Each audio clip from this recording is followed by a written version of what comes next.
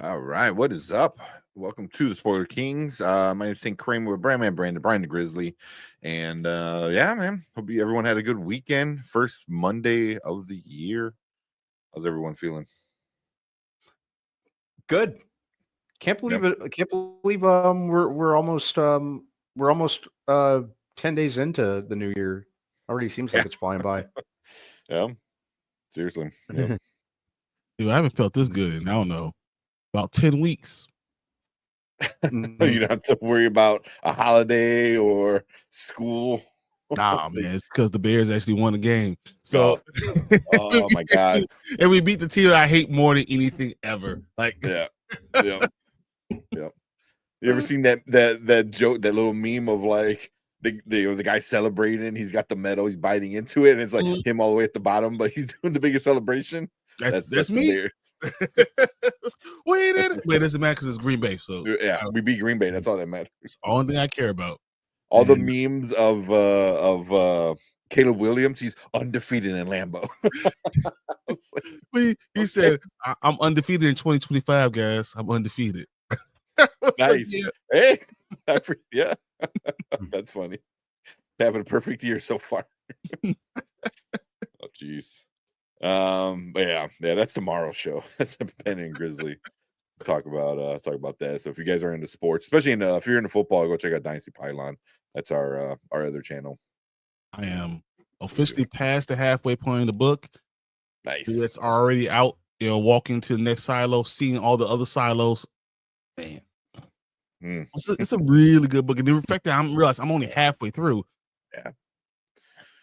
Shit, there's a lot. Even when Erica tells me, she goes, "It's a big book." I'm like, really? She goes, "Yeah." She goes, "It's a big book. It's like over 500 pages or something like that." She's like, "It's a pretty solid book." Dude, I am on page like 242. Yeah, and like I'm just getting there. It's like just get to the good parts. Yeah, but Erica loved it. She said it was such a good book. It's very different from the show, but she's like, it's such a good book. So it's a lot more detailed. It's a lot more details. Talks about a lot of other silos. It talks about a lot of different things that they don't even talk about in the show. So yeah. So, if you're into our silo stuff, it's doing pretty good on our on Saturdays. We talk silo. So if you're into that show or into the book, definitely come hang out with us. Man, forget that, man. I've been rewatching Severance. Oh man, this is I started watching today. I was like, all right, episode 1. I'm already on episode like 8. Yeah, we binged it, to get ready. It's so good. It's so good, man. And then there's things you miss because it's my second time watching it. Like I didn't get a chance to really rewatch it until now. It's you catch all the things that you missed the first time, because you weren't aware of the whole picture, until the end. So I was like, oh, now everything makes sense. Yeah, now you start noticing the side characters, the stuff that they're doing, and it didn't make sense then before, but now it makes sense now. Like I'm like, oh my God, this is so good. Yeah. That, and then the Golden Globes was interesting. Let's say that much. Yeah, but we're going to talk about not too much, but we'll get into some of the winners and big moments and stuff like that. But or the fact that Honora did not win anything. Yeah. I finally watched Honora. Finally got to see it. I don't get the big deal. It was good. I liked it, but people were like one of the best movies of the year. Like, nah, I mean, it's above average for sure, but I mean, it's not coming close to my top 10, So I watched it, I want to say right after Christmas. I agree. Yeah. It was like, okay.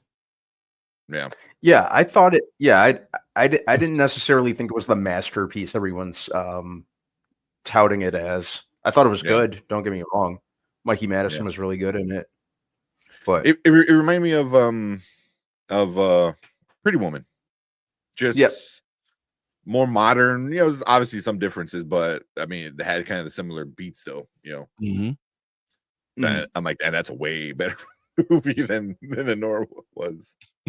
So, yeah. I agree. I 100% agree with that.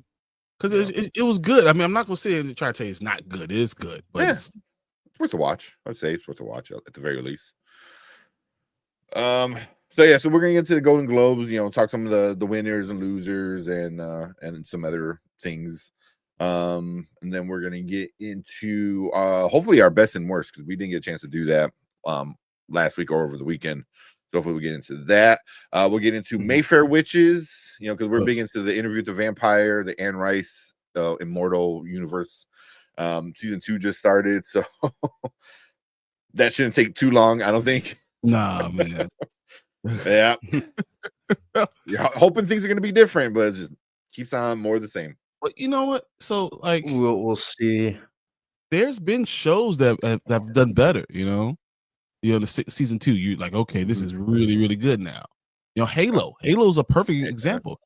Season 1 was crap. Season 2 was by far one of my most favorite things I watched that year. And I'm watching Mayfair Witches. I'm like, I was telling Tank, man, that I fell asleep 3 times during it's 52 minutes. I fell asleep 3 times. I had to wake up. I had to rewind. Like, what just happened? It's not good. It shouldn't be that way. No, it really shouldn't. Because how is, like, you have a universe. One side of the universe is one of the best things we've seen on TV in like a decade, and the other one's just like, knock. Like what? Why are we doing this to us? This is the same universe too. It's just so annoying. All right, let's see who's up in chat. We got Collector Movie Man saying, "Hey, Spoiler Kings, what's up, Collector Movie Man? Appreciate you coming first in. Fan here, it's first person here. What's going on? Appreciate you. I know what his movie that I think he's the one, Black Bug, I think it was called. I got it right now. Yeah, so we'll definitely watch that one for sure. Kevin Davis, shocking surprise that Wicked and Nora was shut out at the Golden Globes. Wicked is the one that surprised me. Wicked was more surprising. Well, but Golden Globes is very much on TV stuff, series stuff too. So I think Wicked's going to get huge, for the Oscars. Oscars, we're gonna get a lot of stuff out of that. But I don't know. Like, Golden Globes are a lot of fun to watch. The production value is super cool. Seeing all the cool stuff, and whatnot. The actual winners and losers are horrible. The categories suck. The way the voting base is very, very small, and it sucks. And the way they mush things together. Even the category that Wicked won, that's like comedy. Call something that's a comedy, but call it a drama. Like, it doesn't make sense what the hell they're doing. Musicals, whatever. Yeah, but even like the category that Wicked won was a stupid category. I'm still wrapping my mind around the concept of them. Yeah, I'm still wrapping my mind around the idea of them referring to the substance as a musical or comedy. Yeah, exactly. But Wicked won cinematic and box office achievement. Like, what does that mean? Like, if it's box office, like, it didn't do the numbers Deadpool Wolverine did or Inside Out 2. If it's cinematic, I was like, is it more cinematic than Gladiator 2? Dune 2? Dune 2 was not even on the list, which is that crazy. Was probably the best movie I was really surprised about that. Yeah. I don't know what the hell is going on. Yeah, so the way they're, like I said, it's super fun to watch. I know some of Ty, his group of like Twitter space guys that he always has on. I started following a bunch of them for Spoiler Kings, and one of them was like, "Why didn't this win?" I was like, "It's the Golden Globes, man. They suck." And they don't know what they're doing. Fun to watch. It's almost like about people's friends. It's like, who's popular at the time. I learned most about the Golden Globes. That Zendaya and Tom Holland are engaged. That's probably the most thing I learned about the Golden Globes. Like, okay, well, that's cool. That's about it. Yeah, that's why it's fun, man. You get really cool speeches. Like we'll get into some of the speeches and some of the funny moments and stuff like that. So, but but the actual winners and losers, I don't really look too much into. They had some decent ones this year. Yeah. I'm sure we'll get to that when we get to that. Yeah, exactly. Viewer Drew, what's up? Drew. We got Dark Room Reviews. What is Dark up, Dark Room? What was I just looking at that saw you? It was on Facebook, I think. Was it Facebook or was it Twitter? I was just looking at one that he was doing a post that he just had. So I just saw it right before I got on. Nice. I know he did his like public library physical media kind of stuff, So I was like, hell yeah, I watched that. I was like, definitely go support your public library. Like you get a bunch of good movies and stuff from there. I just got this sent to me. Oh, Luther. I have all 5 series. All 5 seasons all 5 of Luther. seasons. Yep. So that's nice. This is awesome. That's nice. I know I finally got my Wolverine steelbook one. So I've had months later. Like, okay. So now I have all a minute later. Yeah. Yeah. Also, like Chill did a stream, I think Saturday night, maybe Sunday night. I forgot what day, but he did one over the weekend, and he was talking about race swapping and stuff like that because he was on somebody else's channel, blah blah blah. And it came up of like, original black characters, like he don't want to see a black James Bond, he wants to see original kind of thing. A lot of people brought up Cross, which is good. Cross is great, but Luther ish. Luther is, I was like, because Cross is cool, Cross is awesome, I enjoy that a lot, but Luther is on a whole nother level of just being badass, and it's his album. Oh my god, he is Luther. He kept on coming back. Like it's been 13, 14 years of him doing it. Like it doesn't matter how big he got, he came back to Luther because that was his thing. The movie was so good. And I started watching season 1, and I just kind of stopped because I started watching other stuff. But not because I didn't like it. Of Luther is so good. It might be oh my god. Damn. It's so good. Yeah, definitely. Luther is amazing. Now Brogu's in here. I love Luther. It is. And you're the one that like got us on and watched the movie. And I was like, I watched that movie and I was just like so like on the edge of my seat the whole time. I'm like, oh man, it's so good. Season 2, you're gonna be like, I can't believe this is happening. I can't believe he's making these decisions. Yeah, right. We got Derpy in the house. Say my Steelers ain't any better than the Bears. Let free Justin Fields. That's what we'll say. Free Justin Fields. Stop letting. If you think Russell Wilson's the answer, you don't know the question. Yeah, seriously. Saying that's the wrong hat still. I think I watched it over the weekend and it's still upstairs. Oh, I like this hat. This hat's super comfy. I got this one for free. So people that say they haven't ever watched Luther, like, dude, Idris Elba is so good at it. He is a real detective. Like he's special. Like, I mean, after watching it, that's why everyone said, man, he could be James Bond. But he doesn't want to be James Bond. He just wants to be Luther. He's Luther, yeah. So it's so good. It's so interesting. His backstory is good. It's maddening how corrupt the police still are. Like it's just still they throw him in jail like every other day. Like just what it is. Well, yeah, it's definitely. I gotta finish watching season 1. It's just so many other things I like we have to watch for the show, and they kind of took a back seat to it. But it season 1, I got like maybe like 4 episodes in, and it's really good. It's really good. But the movie, what got me hooked because that movie was really well done too. I mean, the seasons are like spaced out between 1 and 2 are done within like 3 years, but like 2 and 3. He did a lot of moves and came back because they thought it was over. They're like, well, he'll never come back to this. I'm doing this. He put money up to make the production to do it, and it's so good. It's so good. And I mean, people of all ilks will like it.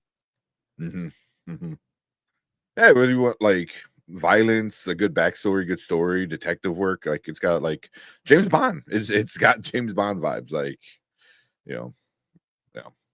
It's remind me of James Bond and Shaft. If you combine James Bond and Shaft, that's what it is.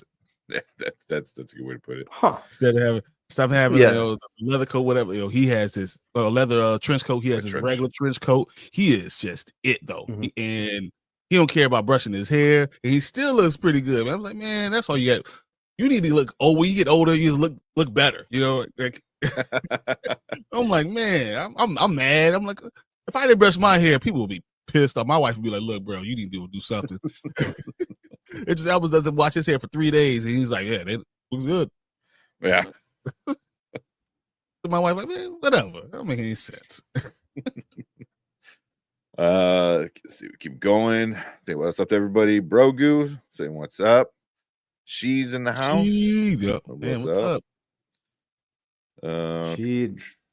Have you seen Jack Ryan Shadow Recruit? And if so, what are your thoughts? I personally think it's underrated. I haven't seen it, so I don't know if you guys seen it. I've seen it. I've seen Jack Ryan. Thought it was fine. Yeah. Yeah. Thought it was fine. And I don't think it wasn't anything I was blown away by, but I thought it was fine. I don't mind it. Had a bunch of actors I like. It's fine. I mean, fine is the word. Yeah. Yeah. I mean, I like Jack Reacher, but I never seen all the show. I haven't really seen. I've seen one of the movies, two of the movies. No, two of the movies. I think. I forgot how many there are. Yeah, Jack Reacher. Yeah, there were two. Wait, Jack. Are we still talking about Jack Reacher? Or Jack Ryan? Or Jack Ryan? Jack Ryan. I'm sorry. Yeah. Jack Ryan. There's two movies, right? Was there a movie, or am I just thinking of something else? There were two movies with Harrison. There were two movies with Harrison Ford, Patriot Games and Clear and Present Danger. There was the one where Ben Affleck played a young Jack Ryan, The Sum of All Fears. And I think technically, if you count Hunt for Red October, that was another one because Alec Baldwin played Jack Ryan in that. Yeah. So there's been you think about John Krasinski's with the one I think he's the show. He's the show. He's the show. Yeah. Yeah. The Shadow one is with Shadow Recruit. I was looking up right now. Chris Pine. With, Chris Pine, right? Yeah. Yeah, I haven't seen that one. Yeah, Some of All Fears. I've never seen that one. And then I forgot Clear and Present Danger was Jack Ryan, but yeah. And then Patriot Games. I remember Patriot Games. Oh, those Tom Clancy's, right? Yeah. Yeah. Tom Clancy. But I forgot the Tom Clancy's the first big book that I ever read. Like those 800-page big ones. Rainbow Six was great. Rainbow Six is my favorite book. I read that sophomore year. I love it. Yeah. It's so good. Yeah. I read that one and that was really good. Yeah. And then it came with a video game. I was like, oh yeah, let's go. The game was good too. Burger said, I think I'm gonna binge Severance as well. Do it, man. There's a lot of stuff you need to get caught up on because it's been 4 years, 3 years, whatever. So. It's been 3 years and it's take forever. But yeah, we got 2 weeks, less than 2 weeks, so might as well go ahead and knock this out. Yeah. Yeah, you can knock it out in a couple of days, honestly. Maybe a week. And in Dark Room, let everyone know, hit that like button. Yes, make sure you guys hit the like button. We appreciate it. Share, if you want to, throw it up on your Facebook page or, like community posts or stuff like that. But yeah, we appreciate everyone just coming in, hitting the like button. Then the net, Blood Rose Horror Nightmare. What is up, the net? Appreciate you coming in. Hope you feeling better. Yes. Yeah. On Saturday, you weren't feeling good. Man. We got Victor in the house. Victor. What's up? Said the House of the Dragon cast hasn't received the script yet. Oh, and filming starts soon. Should we be worried? I did not know that. So that was a report I saw this past weekend that they have not received the script, but they usually don't receive the entire season script. But by now they will have seen the first 4. Like they break it up. They will have seen the first 4 scripts by now, and they would have kind of went through how they were going to film. So I am worried about it. I mean, they should have known where we're going to start the story by now. Yeah, to prepare. Yeah, that's interesting. I did not know that. I'm sure the storyboards are done, but the actual script writing. I mean, that's how Marvel does stuff, right? They go more outlines. They give you a little bit, and then they go from there. Yeah, kind of go with the flow. So HBO not having the scripts already ready, not sending to everybody. I mean, we had a great season 2, but if we are going to ask for a good season 3, you think that they need to see something. Yeah. I still thought season 1 was better than season 2. Season 2 had like some down parts at the end. It did, but at least it had some dragons finally. Yeah, I know. We got that. Yeah. Which one you like? Season 1, season 2. I think I preferred season 1 to 2. I thought there were like there were points where season 2 really, really worked for me. I think that there were certain episodes that were just kind of okay, and then it really it also had some standout episodes and standout scenes. But overall, if I had to compare the two, I'd probably say I preferred the first. I actually went back and reevaluated season 2, liked it a little bit more, even though I know I was pretty frustrated about the way it ended. Even though, it in that case, I guess it didn't really do anything that Game of Thrones didn't in terms of build-up. Yeah. But yeah, it was fine, Yeah. Okay. So we'll see. Hopefully, I'm not too worried, but it is interesting. I know HBO shows can take a dip quickly, so I need so you need to be a quality show, and you need good scripts. I mean, we were talking about Doom, and how some of the writing wasn't always good. Yeah, I always concerned about those things. You need to have quality writing to be a quality show. It's very rare that you have just lukewarm writing and have a great show. So I do worry about it, and I think they need to be on top of this stuff. I mean, think about it. I mean, both seasons were great. They're selling DVDs, they're selling steelbooks, they're selling Funko Pops. People are all over Team Black, Team Green, all that other crap. But you can lose that momentum just as fast as you got it. Yeah. Yeah. I mean, there's still a lot of people on the fence with Game of Thrones stuff because of the original ending of the original story. So like that's me. I'm always I'm ready. I'm like at any moment it can just go south and then crap out at any moment. But I mean, they average like 27, 28 million viewers a week, which is still pretty good. Yeah. But we'll see how that starts coming out. The net said love Luther. Brogu said love Luther. I didn't know it was a movie. It's on Netflix. Yeah, it was a really good one. With who's Gollum is in it. I can't think of his name. Yeah, Andy Serkis. Andy Serkis. Yeah, he's in it. My precious. Exactly. So I'm finishing up a show, Revenge, and then I will message you guys in chat. Hey, Revenge was fun, man. Yeah, you watched it, right? Yeah, Revenge is fun. I watched it with my wife. I think it ended like 8 years ago. But it was fun. I mean, it doesn't seem like it, but it was fun. It was very much a soap opera-y. Like the stuff that I was happy, you're like, come on. Very much soap opera. Absolutely. I never watched it. But hey, that's what we used to do in football locker rooms. We used to watch soap operas every afternoon. We watched Passions. We watched Passions every what? What's that's so funny. The whole great. team sitting there like on the couches watching Passions. Like, what are we doing, guys? That's great. That is good. That is good. Man. And we gotta give a shout out to Collective Movie Man with a super chat. $4.99 super chat. Appreciate that. So he asked, did you see The Last of Us season 2 trailer got posted and there is a release date? Can we do a trailer reaction? Yes. Is there a new one? Yeah. I guess so. I haven't seen it. I know about the release date. They said it's coming out in April. Yep.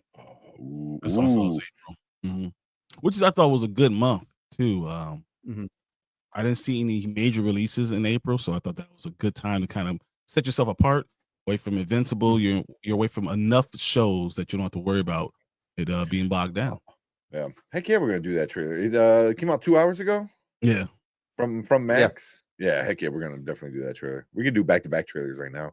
Yeah. I think I'm gonna watch that Black Bug and then we'll watch this. Then this one's only a minute 9. So I'm looking at. So yeah, I'm so psyched for season 2. Yeah, I'm so psyched. I'm really curious to see what they do with it. Like they're how going they're to gonna stretch it out. It's not going to happen immediately. It's going to be stretched out a long time. That's what I'm saying. People are like, "Oh, the big event that happens in it is going to happen right away." I'm like, I don't think so. No, but he already said the second game is going to be 2 seasons. They already said that. So they're just going to drag their feet on the event that we're talking about, and because you know you can lose viewership. Oh, I'm really curious because I think people are going to get pissed. Yeah. Just like when it happened in the video game, people got irrationally like angry with it, and I get it, man. Like people like love that first game, so yeah. But appreciate it, collector. Yeah. Let's see. Got Anzo in the building. Yeah. Bigger for entertainment, guys. Me and Anzo are going to be going back to the From stuff. We're going to be doing episode 4 tomorrow. Cannot wait because we took 2 weeks off and I've been watching stuff and I've been writing things down and I have like all these notebooks. So I'm telling you, I'm going to be piecing it together. I cannot wait. If you guys get a chance, Bigger for entertainment, we will be going live around 7 Central. Having a great time, and that's what we do. We have a great time with the family, and I cannot wait for it. Yeah. So make sure you guys go check out Anzo and Bigger for entertainment. Appreciate you coming in, and he joins us for Silo on Saturday. So he has our back, man, because that's what definitely got it. Yeah. Yep. Yeah. Fest, what is up? Good evening. Fest is a really good follow on Twitter. I follow. He has all the suggestions and stuff. Yeah, I watch all of it. Yeah, definitely. I believe it's the same handle. I think it's Professor Film Fan on Twitter as well, right? Yes. Go check him out on there. And I know he joins Ty's like movie talk on Twitter Space too. So go check him out on X. So appreciate that. So I'm feeling better. It's good. I'm all in. I love both seasons. Okay. I like both seasons too. I mean, it was fun. Yeah. Then Brandon, what's up? Brandon, appreciate coming in, man. Victor said Nicole Kidman has said she'd like to make a sequel to The Others. Is it necessary? And what horror thriller really needs a sequel? The Others definitely doesn't need it. That's definitely not necessary. It doesn't need it. No, but if it's a good story, I'm always down. But it doesn't need it. No, it doesn't. It doesn't need it. You gotta know when to leave certain things as one-offs, and that's definitely one of them. Yeah. Which one do you want a sequel for? Something that you saw that you would really like to see what happens going forward in terms of horror thriller. That's hard because there's a lot of horror films that wind up getting like sequels just because horror is just cheaper to make. Yeah. So they always make quadruple their budget back. Yeah. I don't know, because a lot of horrors I think are contained, or just say what? Yeah, they're self-contained, like that. You don't need to have anything else. But is it one that you would love to see? That's a good one. That's a good one. What's out here? Let me see what. You know what? I say right here, The Substance. I want to see a sequel to The Substance. Do it with a guy, though. I think do it with a guy with different things, because this was very, woman-centered and, and sexual and being, misogynistic, with what's his name, was a gross character, But I wonder if you could do something somewhat similar with a guy, or like something like that. I don't know, or just do another another actress. I think it'd be cool. Instead of a fitness model, do just a bigger actress. Somebody who's just like Oscar winner kind of thing. Again, but I wouldn't mind seeing substance. Yeah, I wouldn't mind it. Even if you said a guy. So a guy on the level like Denzel. I mean, not Denzel him, but like an actor like that big of an actor starting to lose star roles. You can even use like Will Smith starting to lose these star roles to these younger actors. And how do they deal with it? And they say, okay, we're going to do the same type of thing, but it'll be different. It'll be a different type of movie. Yeah, I can see because I was actually talking to my mom, my sister about Bruce Willis, because he's really not doing well, man. And it really sucks, man. It really, really sucks. It's really sad.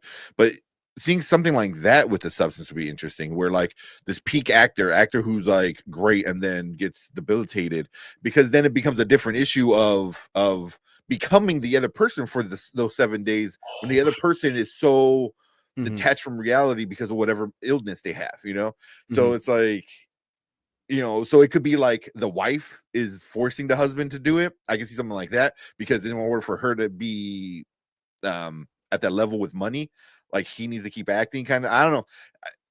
I think the substance, you can really do cool things with different style of characters and stuff like that. I'm mad because Nanette took it right out of my mouth. It's one of my favorite all-time Denzel Washington movies. It's Fallen. Oh man. I'd take a sequel to Fallen. Man, because I mean, think about it. You got the demon jumping from body to body to body. Oh, I would love to see that. Oh, that's one of my all-time favorite. John Goodman was so good in that movie. Oh my god. Oh, that's a good one. I like that. Yeah, but it's not. It's not real horror though. It's a suspense thriller. Yeah, I guess thriller. It's definitely suspense thriller. I'll give it that. Yeah, but again, like you said, it's pretty hard because a lot of, especially horror, they get sequels just because it's easy. But yeah, let anybody else in chat, let me know what you guys think. Like Brogu, Halloween is another sequel. Rebooted again for the 5th time. Oh man. Yeah. Any truth to rumors that Tobey Maguire was confirmed for Spider-Man 4 roles? I doubt it's rumors and I thought that was definitely confirmed. Andrew Garfield and Tobey.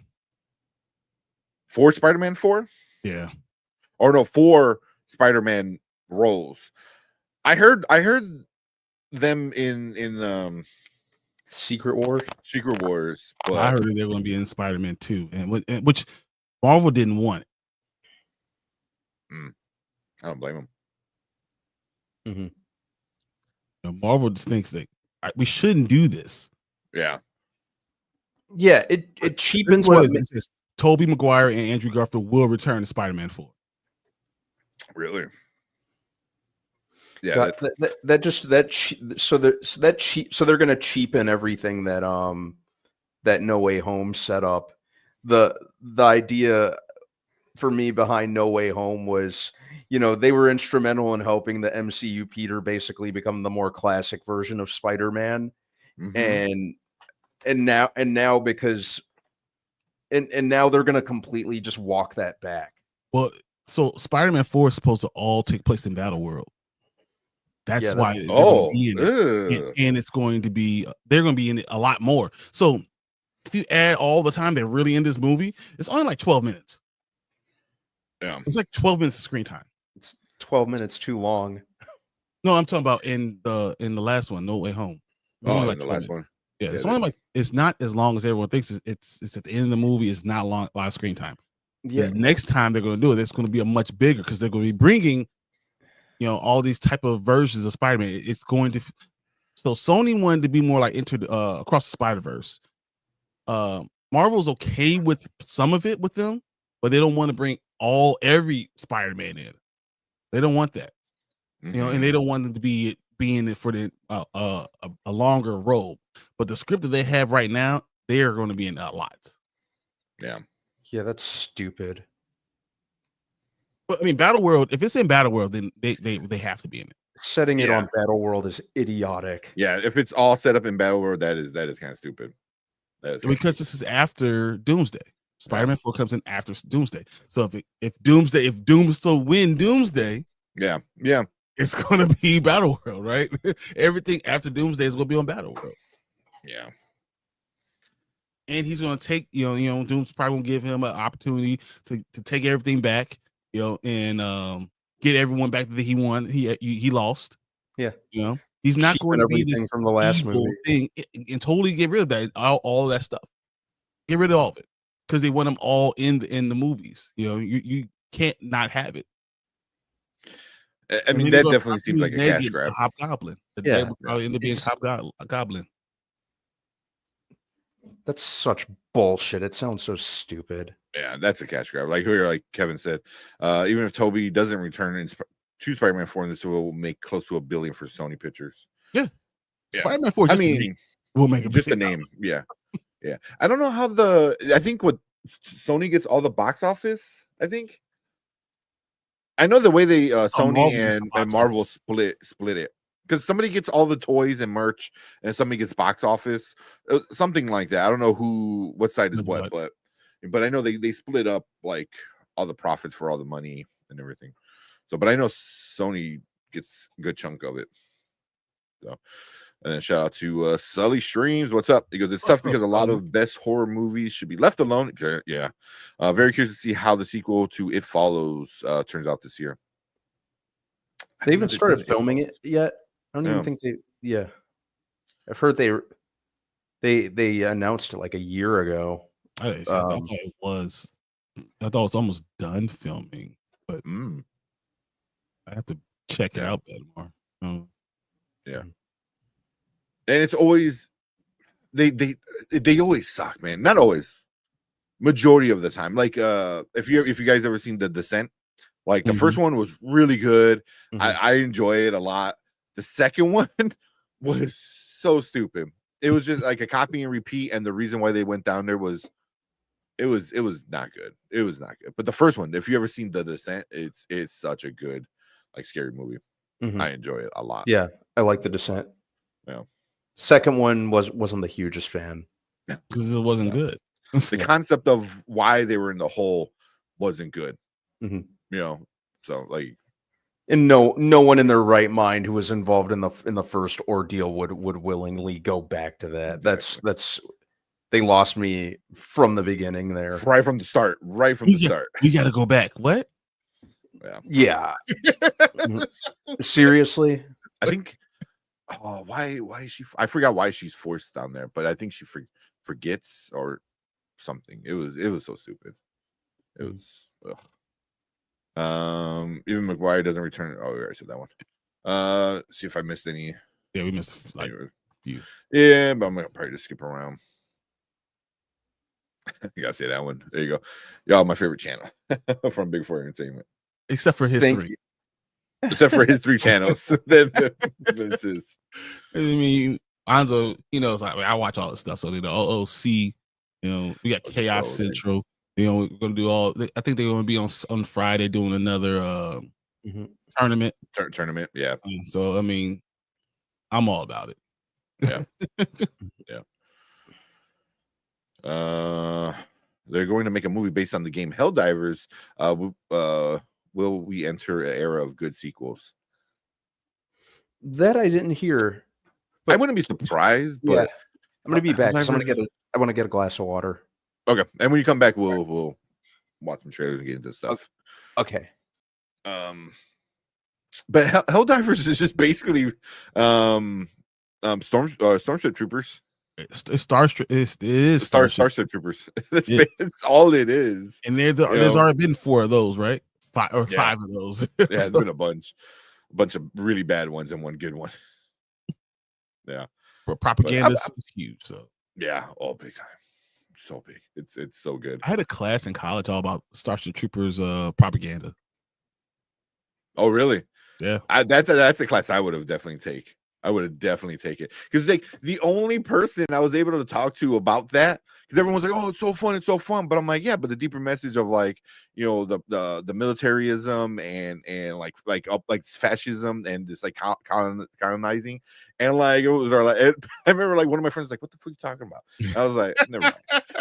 So the only person was a teacher. And like me and this teacher just like sat and talked about like this all the crazy shit of Star Trooper, and he gave me the comic books. It's huge like, though. It's massive. Oh my god, it's massive. And they do the propaganda commercials in the movie, you know, and it's so good. It fits it so good, but it's just super. We need you. Yeah, you know, like legit. You just replace the bugs with any groups ever, you know, that got you know, only good bug is a dead bug. Like what? This is like literally every war that we've ever fought. It's the exact same propaganda that you get from it's crazy. Yeah, and I mean, Helldivers is very much like that too, you know, and that's the Helldivers is really in your face with it, with the shit the characters scream out. So yeah, let's see. Let's skip around a little bit. Was that she that said time is on my side? Yes, it is. Man, that movie is so good. Yeah, it is so underrated. People, if you ever get a chance to watch Fallen, everyone that you think is your best friend or is the one you could trust is the one you can't trust. It just kept on going. Yeah, I mean, Tony. That was a Tony. Marvel are just multiverse horrors for now. I think they're gonna close that up. I think people realize like no one gives a shit anymore. If you can't continue to do all this multiverse stuff and not give me T'Challa, that's what I'm just at that. You can't continue to do it and say I want to bring everybody back but not give me T'Challa. Come on, man. You gonna give me 2 Black Widows. You gonna give me 2 Captain Americas. You gonna make him go back to Tony Stark. And you're not gonna give me T'Challa back. You the biggest problem that you made. Oh boy, don't. We're gonna bring Fantastic Four from a whole nother universe, but you gonna have 4 Council of Reed members, right? And you still can't get back to T'Challa. What? Man. This was so mad. Yeah. Marvel gets the merchandise, Sony gets the tickets. Okay. They probably I mean, that's a decent money. Yeah. That's a lot of money. Yeah. I mean, at that point, you just let Sony like Sony's like, here, you get to play with the toys, but we get the money. You know, Marvel will take that in a heartbeat.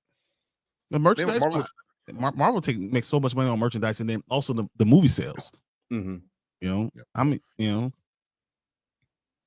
so you sell it to an entity, and it goes on Disney Plus, right? All those movies go on Disney Plus, so they get all that streaming rights too. Mm-hmm. Yep. Yeah. All right, last couple ones. It seems that the rumor of Batman would actually enter the main DC universe. Gunn would be convincing Matt Reeves. I would love that. I would like it. I'd be fine with it. Yeah, I guess I'd be open to it just because I like we're talking about Robert Pattinson's Batman, right? So Robert Pattinson's Batman becoming the Batman for the DCU. The only issue with that is he old enough? If Damian is going to be the Robin. Yeah, that's the weird thing. That's my whole thing. And like, how would that work with segueing him in? Because they've already established that, you know, it's Batman 2 years in. He's you know, pretty early on. He's on his own, still kind of getting his footing as Batman. The way that they were talking about with the Brave of the Bold, if you're doing Damian Wayne and already established, and they've also made it a point that the Bat family will be established and kind of off doing their own respective things because they're going to have Teen Titans. Yeah, so we'll have Nightwing and all that other stuff too. Yeah, so you need to have a Batman who's they've basically more or less said that, you know, they're going for a Batman who's kind of been around the block to an extent. Yeah. Yeah, I mean, it's not a bad idea. But what I think if they exactly what no, well, I was gonna say if the Batman 2 was setting up the change we needed for him to be into the DC universe, but right now there's 2 Batman movies that are coming out the same year. Batman 2 and Batman James Gunn Batman. So for it to work, you would have to have the Batman come out in 2026 and James Gunn's Batman come out in 2028. Yeah, exactly. But you could have the Batman be still its thing, but also like kind of start to be introduced into this world. You know what I mean? Like you can start to do that and then do that, but it seems like there's 2 different projects. That's all you do is you introduce metahumans, and you can take something that's grounded and make it bigger. Yeah, you introduce metahumans, and that changes everything. Yeah. Yep, I agree. We'll see, man. But it's not a bad idea. But right now, it just seems like it's 2 different projects. Yeah, it could change. Never know. But they might mush it into one project. They're like, that's what we're gonna do. Use the TV shows to make it happen. That's a good one. Good one. I'd be because I like that Batman. I like the Pattinson Batman kind of in its own corner, but if the execution's there, what's that? I'm sorry. You can't have 2 Batmans in 2027. That's the problem. Yeah, it's all Matt Reeves' fault, right? He's the issue. You can't not have a script this deep into the game. Yeah, or constantly reworking the script or whatever the hell is going on to the point where the movie has to be to the point where every time the movie's delayed, it's delayed like a year or longer. Yeah, because James Gunn already said their movie, the DCU movie, is still on schedule. So, so if it's coming out in 2027, you can't have you're going to ruin it. You're going to be wasting money putting the Batman out along with James Gunn's Batman, especially if Superman does well. Yeah, there's no reason to do it. You might just scrap the movie. Whatever one comes out first is going to hurt the second one, whether it be the Batman or Brave and the Bold. Whatever's first is going to just mess up the second one. I don't know if you can mess up James Gunn's Batman because that's when they go put all the money in. That's what the storyline is going to be behind. The Batman gets canceled. That's what happens. If you don't do it, you have to cancel the Batman. I know Anzo saying he goes, cancel it. Get it out of here. Well, I'm telling you, all you do is they want to do a Clayface show. They want to do a Penguin season 2. You just transitioned it from there, from the TV shows. Yeah, I can see that. And that's how you do the time skips, time jumps. You don't have to it doesn't have to be time in the actual movies. You use the TV shows to give you the time jumps. Yeah. So by 2027, he's 39. Hypothetically, about like what are you thinking the age range should be for, based on what they've said with the Brave and the Bold? How old should that Batman be? What are your guys' ranges? About 38. 30. Yeah, that's what I'm thinking. So somewhere between 35 to 40 in that like 5 year range. Yeah, because you want enough longevity. I think that there shouldn't be like a huge gap between Batman and Superman for when they inevitably meet. So Superman, by the time he gets there, he's going to be like 29. So then the Teen Titans, by the time they get to the movie, is like 21, 22, right? So that means Damian's probably going to be like 14. So if he's 14, he could be 37, 38. You could say a year later after the Batman is when he had Damian. Like you can do these things, and you could have 2 more appearances of him in those TV shows that helps to age up the character. There's ways around it. You can do it. I'm not sure that's what I want. I'm just saying there are ways that you can do it. Yeah. TV shows I think would be a good way to do it. I can see that. Yeah. Can you see the Penguin in a world with superpowered people? Yeah, I think so. Sure. You just introduce metahumans, just like they did with Black Lightning, that type of thing. Yeah, it's all about the it's all about the execution. If you execute it right, and just establish exactly what Brian said, world with metahumans. If you manage to establish kind of the fantastical framework of the universe, I really don't see why not. Mm-hmm. But you even keep it grounded. Like you like it grounded. You can still keep it grounded. You don't believe me? Ask Luke Cage. Yeah. Ask Jessica Jones. Ask Daredevil. All those Netflix ones. Yeah, because when you do the contained stories that happen to take place in a kind of fantastical universe, like exactly what you said just now, like the street level grounded stuff, like Luke Cage and Jessica Jones, soon to be Daredevil, Born Again, is gonna be established. They're saying it's gonna be the same tone, just in a bigger universe. Still grounded. So yeah, as long as the stories are contained for the particular or that particular narrative in that story, and just happens to be in a bigger universe, I'd be fine with it. We're establishing that it's possible. There's things you can do. Yeah. I'm not saying I want Alan Rickman as Batman either. Because we've seen what Creature Commando says Batman's going to be. That's hard for Robert Pattinson to be that. He's not going to get in the gym and be that. So I mean, there's ways you could do it, but that's probably not the way they want to go. And I'm with whatever they decide. Mm-hmm. Honestly, I'm at that point right now. I'm just like, whatever you decide, let's do it.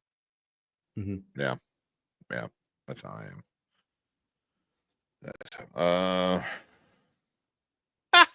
What was that? He says, did you guys hear about John Campea said about Matt Reeves? He said it takes as long to write a script as George R.R. Martin to write a book. He's not wrong. He's not wrong. Funny. That's funny.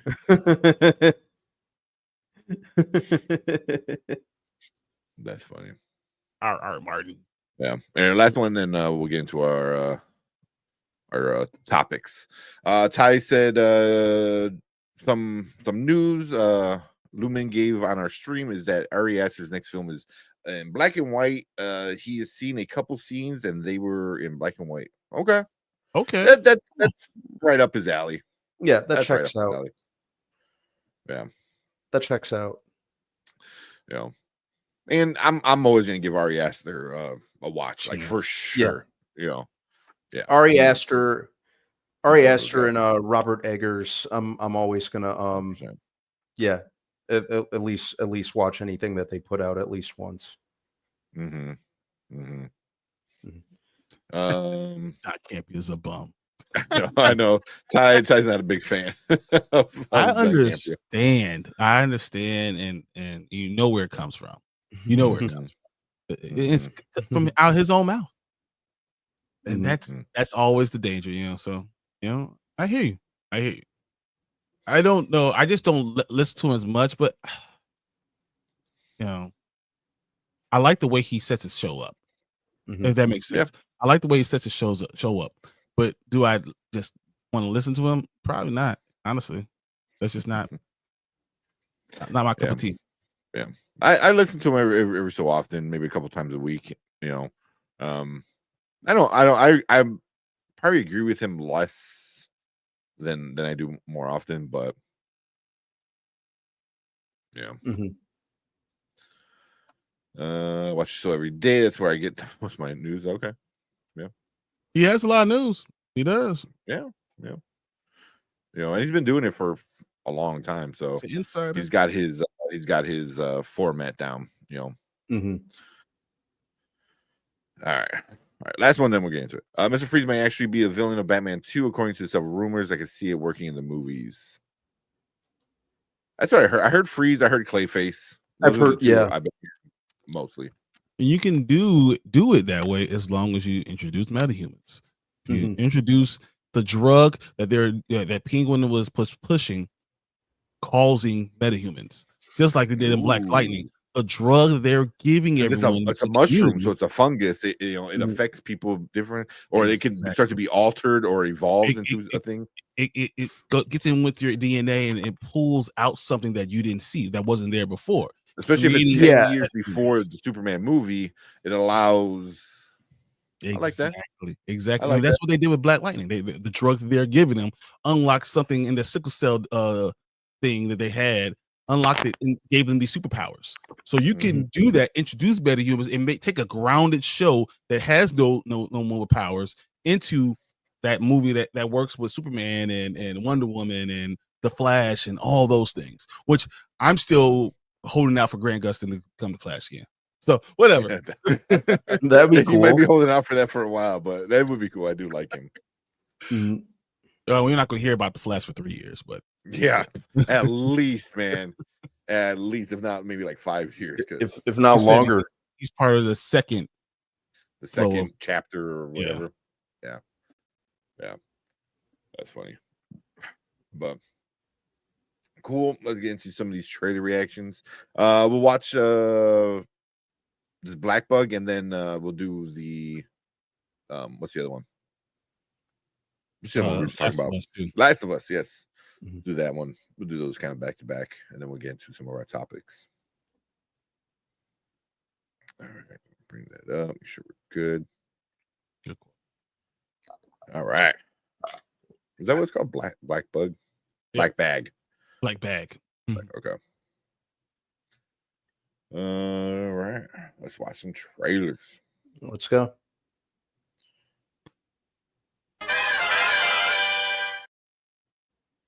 All right, welcome to the Spoiler Kings. We are gonna check out a few trailers for the night.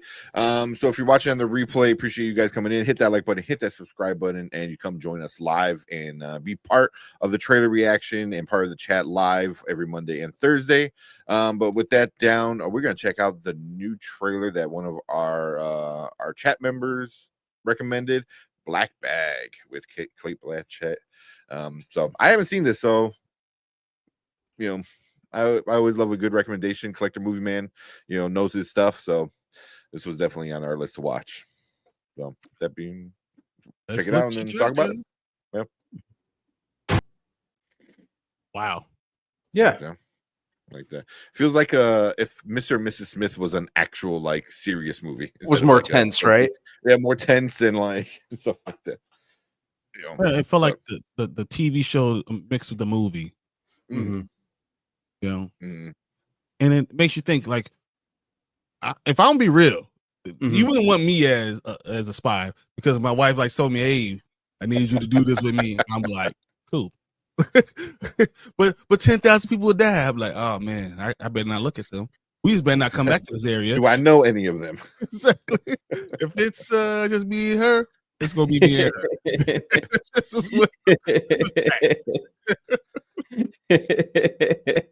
You don't want me, with the switch in my hand. I'm like, oh, you or her?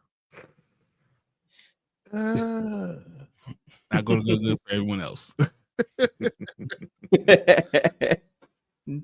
Yeah, I like the look of it. Yeah, like you said, it looks like Mr. and Mrs. Smith if there was more tension there, if it was more tense. And plus it's Steven Soderbergh. I'm gonna watch anything that he makes. Yeah. I like that dude is always pretty much he's made his big movies with the Ocean's 11, with the Ocean's trilogy, and usually more often than not, anytime when he's not doing that, he's making the kind of movies he wants to make, which I respect immensely. Because I think he's got that other horror one coming out with Lucy Liu. I don't know if you guys know that. Oh no. Yeah. Oh my goodness. I saw that maybe last week. Yeah. That's going out. Yeah, but he's a great director. Yeah, I really like him. Yeah. So I'll check out pretty much anything that he makes. Yeah. This is a solid one. I like it. Also you got two great actors. Presence. Fassbender and and Blanchett. Kate Blanchett. Yeah. Yeah. I've never seen them really turn in any bad performances. They've been sometimes they've been in bad movies, I was like, Borderlands. They've been in bad movies. They made bad movies. Yeah. They've been in bad movies, but I can't say Kate Blanchett necessarily did bad in Borderlands. I can't say Michael Fassbender that he was necessarily. I think like the worst thing I saw him in was Jonah Hex. I like Jonah Hex. Yeah. Michael does not pick good movies. Yeah, for whatever reason, man. It's something. He's a great actor. And he's just always in a movie that doesn't do well. That just kind of sucks. Yeah. But he's always good in those movies. Yeah. Tell you my favorite part of this terrible movie. I mean, but this look. So we got Naomi Harris. We got Pierce Brosnan. Mm-hmm. Yeah. What's his name? Reggie Jean Page. Yeah, the Hamilton guy, right? Yep. Mm-hmm. So I mean, these are some good actors and actresses. Yeah. Okay. All right. I'm with it. I like it. Yeah, I like it. Was that March? I think. Yeah, March 14th. I think it said. Yeah. So March 14th. So we'll probably definitely check this out. Good action spy, with the marriage in there. So we'll check that out. But we want to hear from you guys. So leave your comment down below. Let us know what you guys thought about Black Bag. Did you like it? You hate it? You interested? Let us know. Also hit that like button, hit that subscribe button, and come and be part of the Spoiler King channel. Because we always appreciate everyone coming in, hanging out with us in the live chat. If you are in the live chat right now, we are going to get into your comments.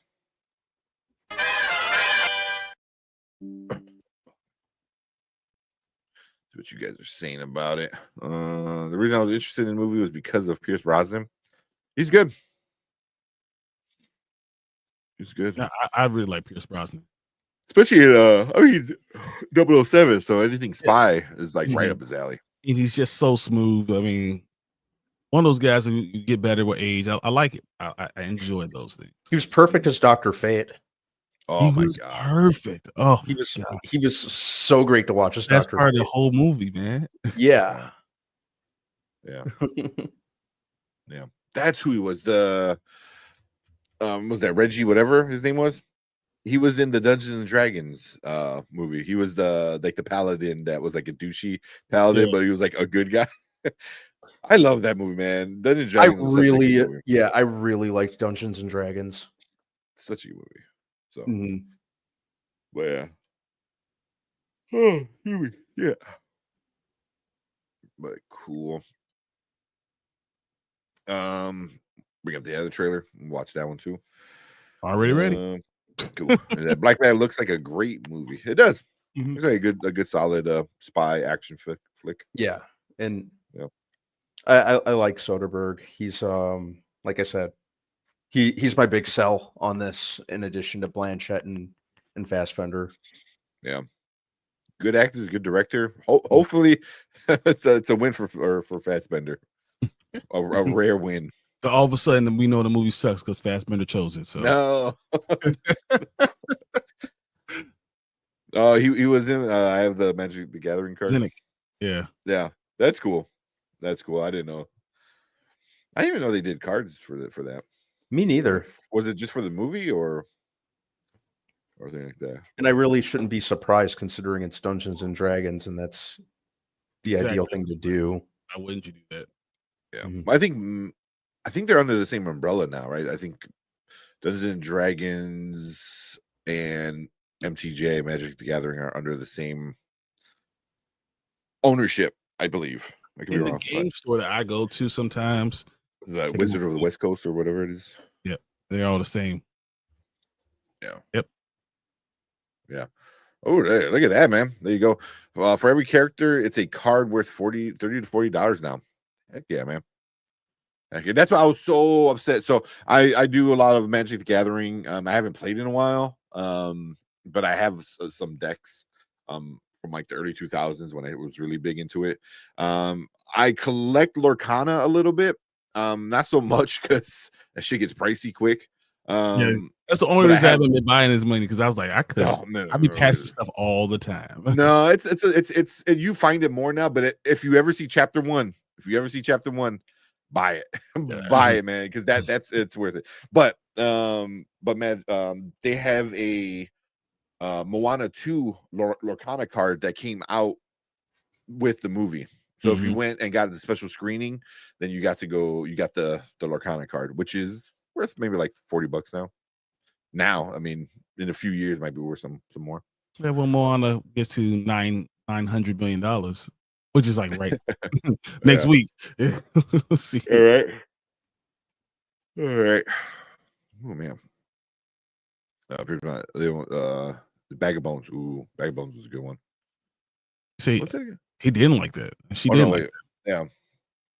Let's see which one's Bag of Bones. I was thinking of what's the other Bones? It's a Good Bones or something like that. Okay.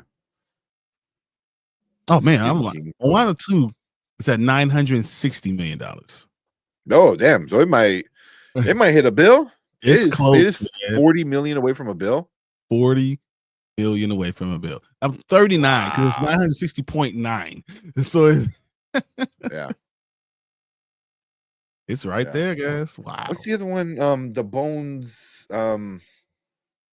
Not Bones and All. The one where she's the ghost. I know exactly what you're talking about. Isn't it? What's that? Is it good? No, it's not Good Bones. Lovely Bones. Lovely Bones. Oh man, that's the one I was thinking about. That movie made me want to fight Stanley Tucci for a minute. Yeah, that movie and Bones. I had trouble separating the character from the actor for a minute, and which is weird because I absolutely love Stanley Tucci. I think that he's the man. It had me wanting to shoot the fair one with him. I didn't I don't think I it was either Easy A or Captain America First Avenger that I'm like, all right, you're cool. You're good.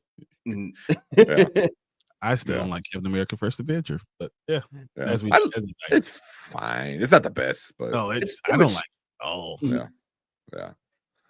There you go. Black Panther is like $15. I did not know they even did a. Oh yeah, they did do the Marvel. That's newer. No, they definitely do. The Marvel collab. They have their own like little stand right in the middle of a comic book store. So yeah. I think it's exciting when he talks Moana. I think Brian gets more excited than me. It was good. I don't know what you're talking about. I got the Funko Pops. I got all this stuff, man. What can I say except well, you got daughters, so you're forced to like it. Whether it was good or not. What's up, Kyle? Yeah, I think it was fine. Yeah. What up, spoiler crew? Kyle L, man. I'm just glad you come in, man. I enjoy Kyle L. I think he holds our feet to the fire sometimes. I enjoy talking to him. She's like, cut it out. Man, all that yawning, man. I was like, I'm so tired. Man, you got no damn sleep. So it's gonna be funny because guys, we're gonna be sitting there and Tank's gonna be like this. Knocked out. I'm not even gonna wake him up. I'm just gonna let him sleep. Lovely Bones based on a true story. Yeah. It's based on I know it's based on a book. And the book is, I think, based on. Is it based on a true? I thought it was. True events. I thought it was, but yeah. That's right. Peter Jackson directed it. Oh man, it's such a good movie, but it's such a sad movie, man. It's so sad. Yeah. It was only like I think I only watched it all the way through once, to be honest. I think I could only handle it just the once. Yeah. The only movie that's like that for me that's too sad is Marley Beast. I will never that one too. That's a good one. If it's ever on like on TV, I'll like throw my TV out the window. Just I don't want to be. I don't want to have that happen to go back through accidentally click on it. I can't do it. Next thing you know, I'm sitting there holding my dog crying. This is me, you, Bubba.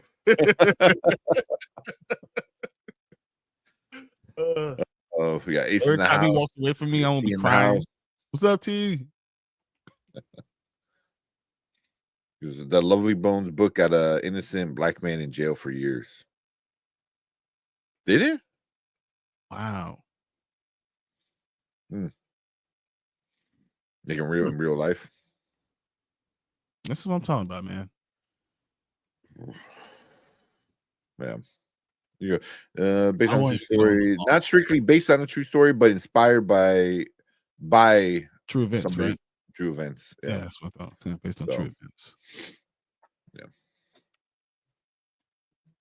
Yeah. Look up the stories based on. Yeah, check that one out. Yeah, I'm gonna check it out too. 'Cause I need information. I like information. Yeah. Yeah. All right. Probably skip some of these so we can watch. Okay. Yeah. I feel like one was running to the reaping. Oh man. Wow. Okay. I remember that. I remember that. Yeah. Alice Siebold. Yeah, that. Yeah. That's something. Wow. Okay. Yeah. Not gonna say what I think of her. Not gonna say that while we're now you're gonna make me do a deep dive into it tomorrow at work. Yeah. Damn. So Madam gave me some crying feelings. So what he said, P.S. Don't recast the child. Well, you want to do a reboot, a full reboot. A full reboot. And yeah. I just don't want another movie wasted. I just don't want another movie. Don't do it. They're going to make the movie, so don't waste another movie. You have the whole multiverse. Everyone else can come back. You got 5 versions of everyone, but I can't get T'Challa. Come on, man. Yeah. Got that. All right. Let's check out this other trailer. Yeah, Panther 2 was pretty crappy. Yeah, it was trash. Yeah. Mm-hmm. Yeah, we'll talk about that in a little bit, Kevin. Let's check out this trailer, and then we'll get to some of the other bigger topics. Let's do it. There's a quick one.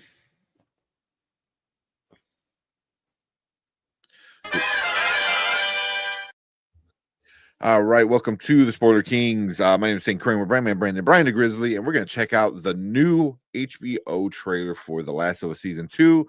We got a few trailers before, teasers and whatnot, but this is the one where we get the release date. So we get that at the end, so we know when we get ready to get angry and cry, stuff like that for Season 2 of Last of Us. But yeah, let's check it out. It's a short one, and then we'll talk about it.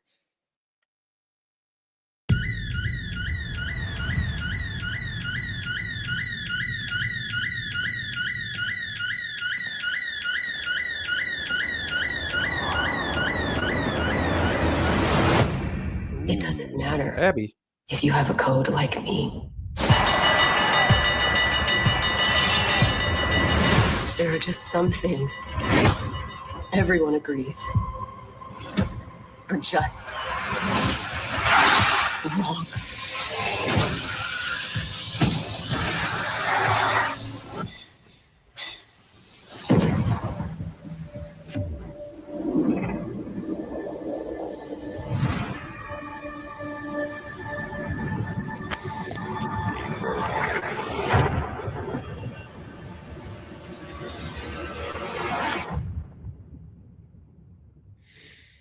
Right off the bat, man, they show us Abby. Yeah. Oh, Right Didn't off get the such bat. a good look at her. Can't tell if she's as diesel as she was in the game, but No, I do like Caitlin Dever. The There's no- actress. Yeah, she's pretty tiny. You know, she's that Tim Allen show she was on. Last Man Standing. I think. Yeah. You know, she did some other stuff too, but you know, she's solid. But yeah, she's not going to be beefy like in the game. I don't think. Yeah. She just looks small, you know. Yeah, it's fine. You know. I'm not ready. Even watching the trailer made me not ready. April, man, it's a couple months away. That's gonna be it's gonna be intense because so many people love the second one. You know, Oh, the first season. I don't know if they're ready for the second. What's going to happen? It's so bad. It's so sad. It's so much, and how they're going to space it apart. How many people are going to die? All your lovable, everyone from that first season that you love, yeah, is probably going to die. Guys, I just let you know. You're not wrong. Not a happy story. Not a happy story. Yeah. I can't wait for Last of Us. I'm like, guys, you can wait. Yeah, like you say that now. Everybody's gonna be gone, guys. Yeah, the sadness, the frustration, the riots that are going to happen when this stuff happens, right before Fantastic Four. Yeah. Oh my god. I'm not ready. Yeah, it's gonna be interesting. Like obviously we're avoiding major spoilers. So there's a huge spoiler in the game. Don't if you don't know what we're talking about, don't look it up. I say don't spoil it. Unless you played the video games and stuff like that. But if you just watch the TV show, don't spoil. It's not worth it. Do they change? It's worth it. They're not going to change it. I think they said they're going to stick to the story that as it happens. But I think they're going to change the timing of it. I don't think it's going to happen right away. A lot of people are saying it happens right away. I don't think it does. I think they're going to stretch it out. Yeah, I don't think it will. Yeah, they'll stretch it out. I will say this is interesting. He wasn't in the trailer a lot. Yeah, I mean it was mostly Abby, which is fine. You get your shot of Abby in it. Well, even what's her name wasn't in it too much. There was only like one scene with her. My God, I'm drawing blanks on their name. Ellie. Ellie. Yeah. So, yeah. Wow. That's what we saw. Yeah. But Said they're not going to change it because if you watch the trailer, it's already there. That's what I'm saying. I think it's going to happen this season, but I think it's going to happen at the end of the season, right at the beginning of the season. It could happen quickly, though. It could be the first man. If it's the first episode, and then that's why you bring Jeffrey Wright in right now, because you need a big actor that can carry the rest of this stuff. Well, don't get too spoiled. Yeah. Never mind. Yeah. We got what's up, man? Appreciate coming in, but yeah, April, man. April Horror Geek saying it's gonna be episode 2. Okay. Yeah, I'm just not ready. I'm not ready. Yeah. Too soon. It's been 2 years. Too soon. Yeah, I know. Right? It's 2 years since the last show or the last. Yeah, right. Since season 1. Yep. And that's not even the game. So if you knew the game, it's been a long time. And we're sitting there like, wow. Yeah. But cool. April. It's good. My girlfriend always says like I'm not watching it. Like I'm not because it was a bad story. She loved the story. It's just it's very emotional. It's very hard to watch. We'll see. She's probably gonna watch it. You get emotionally involved in these characters. You get attached, and then now we're gonna have all this stuff happen. It's just you get attached to when it's a good story, whether it be a movie, TV show, or video game. You get attached to them, especially video games. I think because you are those characters. You play as those characters. So yeah. But yeah, well, before we get into too much spoilery stuff, we'll leave that there. We'll get into the comments in a second. But for anybody watching on the replay, hit that like button, hit the subscribe button. Let us know what you think about Last of Us. Keep the spoilers out. We want to, anybody who hasn't played a video game, let them be surprised and let them have their own moment. Record them. It's gonna be like the Red Wedding kind of thing. I feel like it's gonna be where they know what's coming, so they're like getting ready. Whenever there's that big moment in a TV show that everyone knows is coming, so it's gonna be something similar to that. But HBO does that well. But, they do. Yeah, I bet you this has a script. You don't even need a script. Here's the video game. Exactly. Yeah, but filming tomorrow. Yeah, but yeah, let us know. We appreciate everyone coming in, hanging out with us for Last of Us Season 2 teaser trailer with the release time, April, with it. But cool. And if you are watching live, stick around. We're gonna get to all those comments you guys are getting into right now. Oh, excuse me. Man. Yeah, you guys come in hard for it. I'm not ready. I just if you play the game, you know what's coming. I think it's gonna happen the first episode. Well, the second episode at least. I think it's gonna be later. But I could see it being the first episode or two for sure. I could too. If these trailers are going. Yeah, I'm sorry, go B. If not 2 episodes in, you know. I think I could see it being roughly about that, but yeah. You know. Yeah. When I thought about it, I always said they're gonna stretch it out to the end of the season. That's what episode 7, 8. You know, even a penultimate episode, something like that. You know, right before the finale. That makes a lot of sense, right? But the way they're doing these trailers, and there's not a lot of, you know, but I can't say it without saying it. There's not a lot there. So like you know that this doesn't look like a lot was filmed, and I'm just thinking it makes a lot of sense to just go that way. Like that's it. It's a teaser. It's more of the announcement date kind of trailer. You know, because they had their big one a few months ago, I think, right? Like the 2-minute, 2.5-minute one like earlier. Just not ready for it, man. I'm still. Yeah. So yeah, she kind of needs to be jacked. I would have preferred it, but I care more about like having a good actress who can pull something off like that. Yeah. Yeah. Because it's like, to me, it's like Wonder Woman, you know, like Wonder Woman should be jacked, and then we got Gal Gadot, you know, who's like, you know, 100 pounds soaking wet. You know, she probably weighs 100 pounds with all that armor on. She got to 130 pounds. There you go. Look at that. Hey, but she's 5'10", so who knows? Yeah. But I mean, there's other actors that probably may have looked better in the part. You know, can they bring it home? Are they young enough looking? Yeah. You know, because I assume you got to have the young lady who plays Ellie needs to have a certain kind of chemistry with the character or the actor that plays Abby. So you know, maybe they just worked off with each other better. You know, we'll see. Save that one, Kevin. That's one of those don't have a favorite character. Yeah, but HBO is good with that. HBO that's what they're known for, man. Like a lot of their shows are like, you like this guy? Okay, well, don't be. You shouldn't. Don't be attached. Yeah.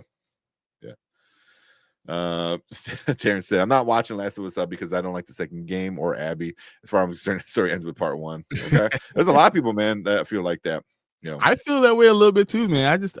I'm not happy about what's going to happen, even though I know exactly what's going to happen. Yeah. It took me by the end of the game. I didn't play it, so I watched somebody play it on Twitch.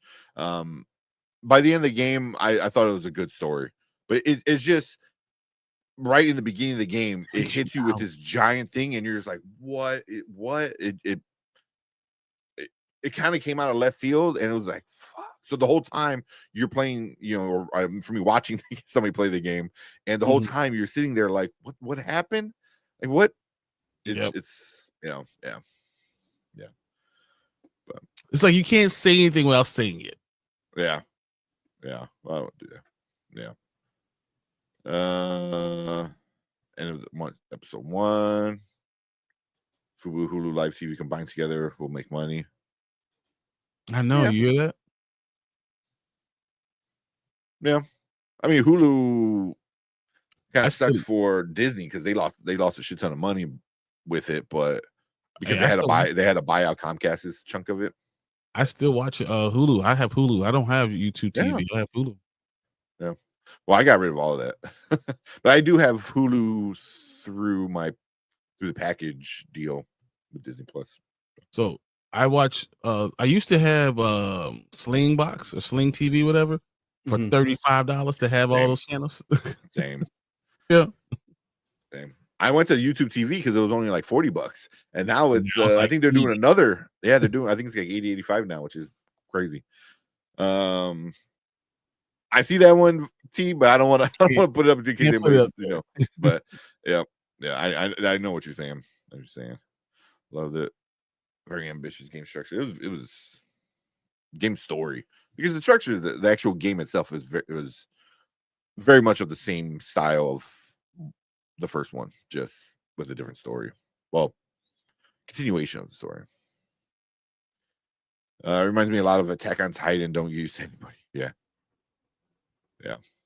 So, I love Attack on Titan, but that in the manga, that ending got fucking wild, man. I remember watching it, and season 4 came out, which was the last season. I were talking about that when you're waiting for it. Did I miss something? I'm like, was there a movie in between? Because it goes like season 1, season 2, season 3, everything's kind of going. And then I'm like, oh, cool, I can't wait to see what happens next. And then there's a giant time skip, and they're in it's so different. I was just like, what? I had to stop the episode and do research to make sure I'm not missing something. Because I legit thought like I was missing something. So, but Attack on Titan, I thought the anime ended better than the manga. I mean, they end similarly, but the context of the main character, okay, differently. Like, what's the difference? The same things happen, but what happens to the main character? Gotcha. I got you. I know you without saying. Yeah, I got you. Yeah. But I don't want to throw up like I was like, you throw that stuff. Yeah, don't throw about like spoilers. Gal Gadot, who neither a good actor or jacked. She's pretty. Yeah. Got that pretty privilege. Hey, she's not a bad actor. You know? She got him better. Yeah. I think I don't mind her.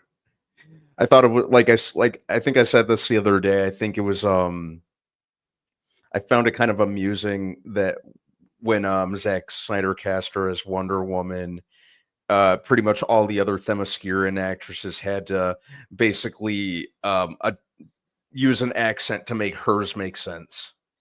Yeah. I mean, I thought the first Wonder Woman was great, so I have no problem. Oh yeah, absolutely love the first one. I still rewatch it from time to time because it's really good. It was put together well. I mean, well acted. There was the right characters, right mix of people. It worked. It worked a lot. Yeah, and then Wonder Woman 84. What in the hell happened?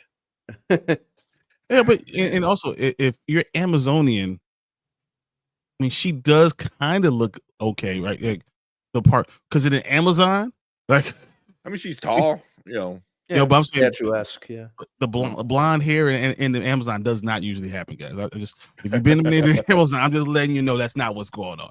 All right, that's not happening. It's just that's not happening. But she's a Greek god, so it's like you're taking like multiple worlds and mashing them together. Yeah. Or she's the offspring of a Greek god, but it's still an Amazon. So still Also, Greece is not known for blonde. Now that I'm thinking about it, talking about it, I'm like Mount Olympus. Then you're not proud. Yeah. I'm just saying. Exactly. All right, let's get down to this one with T. Guys, one of these days. You're always welcome. Would be cool to talk again. I was thinking a 10-hour stream. We almost had it the last time. I know the last couple of days. Some big ones. Yeah, man. We'll find something and get you on. Yeah, definitely. I think you have a fun stream with you, T. So that'll be great. Yeah. The heck yeah, man. Yeah. If you go up here, the net. Get some sleep. Have a good night. I appreciate you, Nanette. Thank you for coming by, stopping by. I know it's late, but thank you for coming and saying hi and hanging out for as long as you did. I'm glad you're feeling better, and yes. We'll talk about the Golden Globes and 2024 Best and Worst. Still, Mayfair Witches. Ugh. Yeah, we'll probably get a Mayfair Witches. Knock that out. Knock that out quick. I watched my friends play most of game 1, but then I watched all the cutscenes of game 1 and loved it. Watched my friends play game 2, unfortunately. Watch all the cutscenes fail. Well, I had some therapists. See a therapist after watching the cutscenes game 2. I was like, "How you gonna end it?" Nah, fail. Well, supposedly that's not even how it's ended now, because now So they're the going to rumor have is part a 3 third is game. coming. Yeah. Yeah, which makes sense. Because I'm really curious to see what happens with Ellie. Like, how is she gonna handle all the craziness that by the end of the game she did to herself? Really, realistically, you can kind of pick and choose certain things, at a certain point. So, her climbing down the hole was, she could have stopped. She could have stopped. She should have She was stopped. told to stop. She was told to stop. So, also Joe's brother was a dick. He was like, "You can't stop." Like, what for? You go do it then. Oh, I can't do it, man. Like, fucking. Well, I think it happens to him too. But yeah. All the characters lead their own. Exactly. Exactly. So, which is what the whole thing is: consequences. Of all these characters and their actions. From Joel to Elle to Abby and everybody. So, part 3. No, stop. So, I think it's gonna get a third one, because I think a lot of people were initially upset with it, but then as time went on and they got to play it more times, I think there's still people mad at it. Don't get me wrong, but I think they're going to fix some of the parts, but you want to end the story. That's the thing. Yeah. In the story, it's a video game. You don't play all these hours of video games and not finish the story. Yeah. Exactly. I mean, you could finish it where it's at and just kind of like, oh, that's it. But I think they're gonna keep going. With well, to make part 3, it will be the last of Taryn. The last of T. Yeah. We're talking about Gal Gadot. She was sculpted from clay, of course. Wonder Woman is Gal Gadot. I'm gonna get curious. I've never been a problem with her. I thought that her look and her the way she looked made sense. It made sense. That Amazonian, the idea of that you're tall, 5'10" for a woman is tall. My mom is like 5'11", so I was like, for a woman that is tall. She should have a little bit more beef on her, but that's fine. Whatever. I thought that was fine with her. Yeah, I know we said it last time, but like I really like it now. What's her name? Elizabeth Debicki. Yeah, Dicky. Yeah, there you go. I'm more on board with that. I'm like, I like that. I like it a lot. She's got a little bit of an accent, being Australian. She's freaking 6'3". And another blonde person being that's why this is, but it doesn't make sense. Well, you could dye her hair. You could dye her hair. Right? Yeah. Because I think we looked up that picture of her with her hair dyed. I was like, okay. Yeah. And she's a good actress. She's a good actress, and that's why I'll go with. Yeah, I'll leave Gal Gadot. Me too. I mean, that's one of the best parts. Yeah, that's one of the best parts. I mean, she was a freaking model. Wasn't she? Miss Universe, right? So I'm like, there's nothing better than that. Come on. Ace said the anime end up adding 2 scenes that flush out Aaron's character. Yeah, a lot better than in the manga. Yeah. Also, the creator started to have different thoughts, which happens a lot, man. He was fairly young when he wrote it, and by the time the show ended, he wanted things to be a little bit different too. Because he looked at the world a lot differently now. That's kind of what happens when you go from being 20 to being like 30 or whatever. It's just like, shit changes. I didn't finish watching What Killed the DCU, and it was pretty spot on. Yes. Oh man, I know he was in here earlier, or not him, but what happened to his comment? I know Peter Does Film was in here, right? Yeah, I thought we started. No, I guess not. But Journey Through Cinema is where it's called. Did it not show up? Sorry, Peter, if you're still watching, I don't know what happened to your comment. What's it? So Adria Oh, there it is. Arjona? Yeah, there we go. Happy New Year's.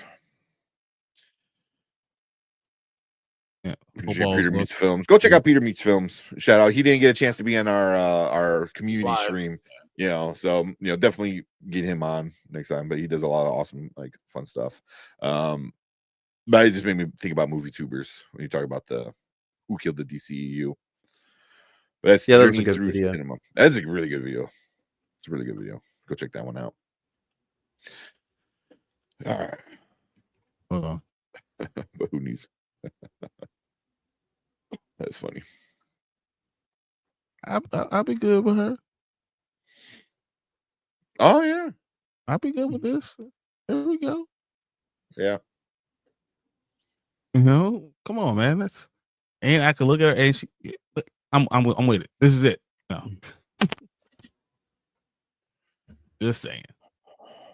Hitman. I was like, what was she in recently? Oh, she was in Blink twice, but I didn't see Blink twice. Was she in well, who you talking about? Who's in who you just brought up? Adria, whatever. Right, she was in Andor too. That's right. She was in Andor. That's what I was like. She was in Andor. That's what I think about. Yeah.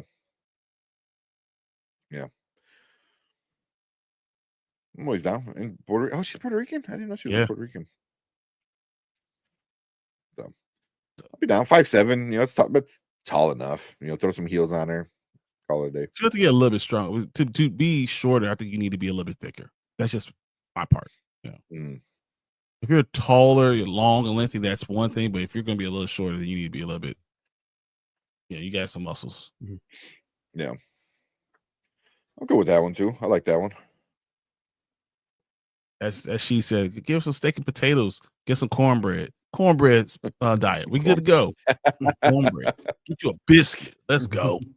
I mean, she's Puerto Rican, man. You just go to Abuela's house and eat some rice and some. No, I don't want you to eat rice. I want you to eat some cornbread. You're Puerto Rican. That's black and Mexican people together. Come on, we can do this. I was thinking, give a burrito and some tostones. Man. There you go. Call it a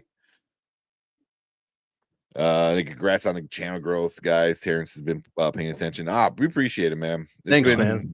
It's been everybody else, really, honestly. Yeah, it's been a good month. Good 2 months. November, December was pretty solid. So yeah, we appreciate all the guys. I'm just I have like 5 videos I need to edit so we can put out. A couple of reviews like Nosferatu and stuff like that. So but our meat and potatoes is our live, obviously. So yeah. So but I will say that those Saturday shows are helping out and getting that out there. But these trailer reactions are the best. Actually, Superman, man. We talked about the Superman early reactions, and it's got like almost 700 views. Yeah, 700 views. Yeah. I was a little clickbaity with the title though. It worked 100%. I was like, it worked a little bit, but Hollywood rooting for James Gunn. I think he is because he's pretty well liked in Hollywood. We're all hoping it goes well. I'm just not under the opinion that I think it's going to go well. Yeah. I'm hoping it is. Yeah. All right. You guys want to get into man, there's a lot of pictures of there's a lot of people pushing her as Wonder Woman. A lot of Reddit posts, a lot of stuff. Yeah. I didn't know it was a big campaign for that. IMDb recent rumors. Okay. Yeah. I'm down.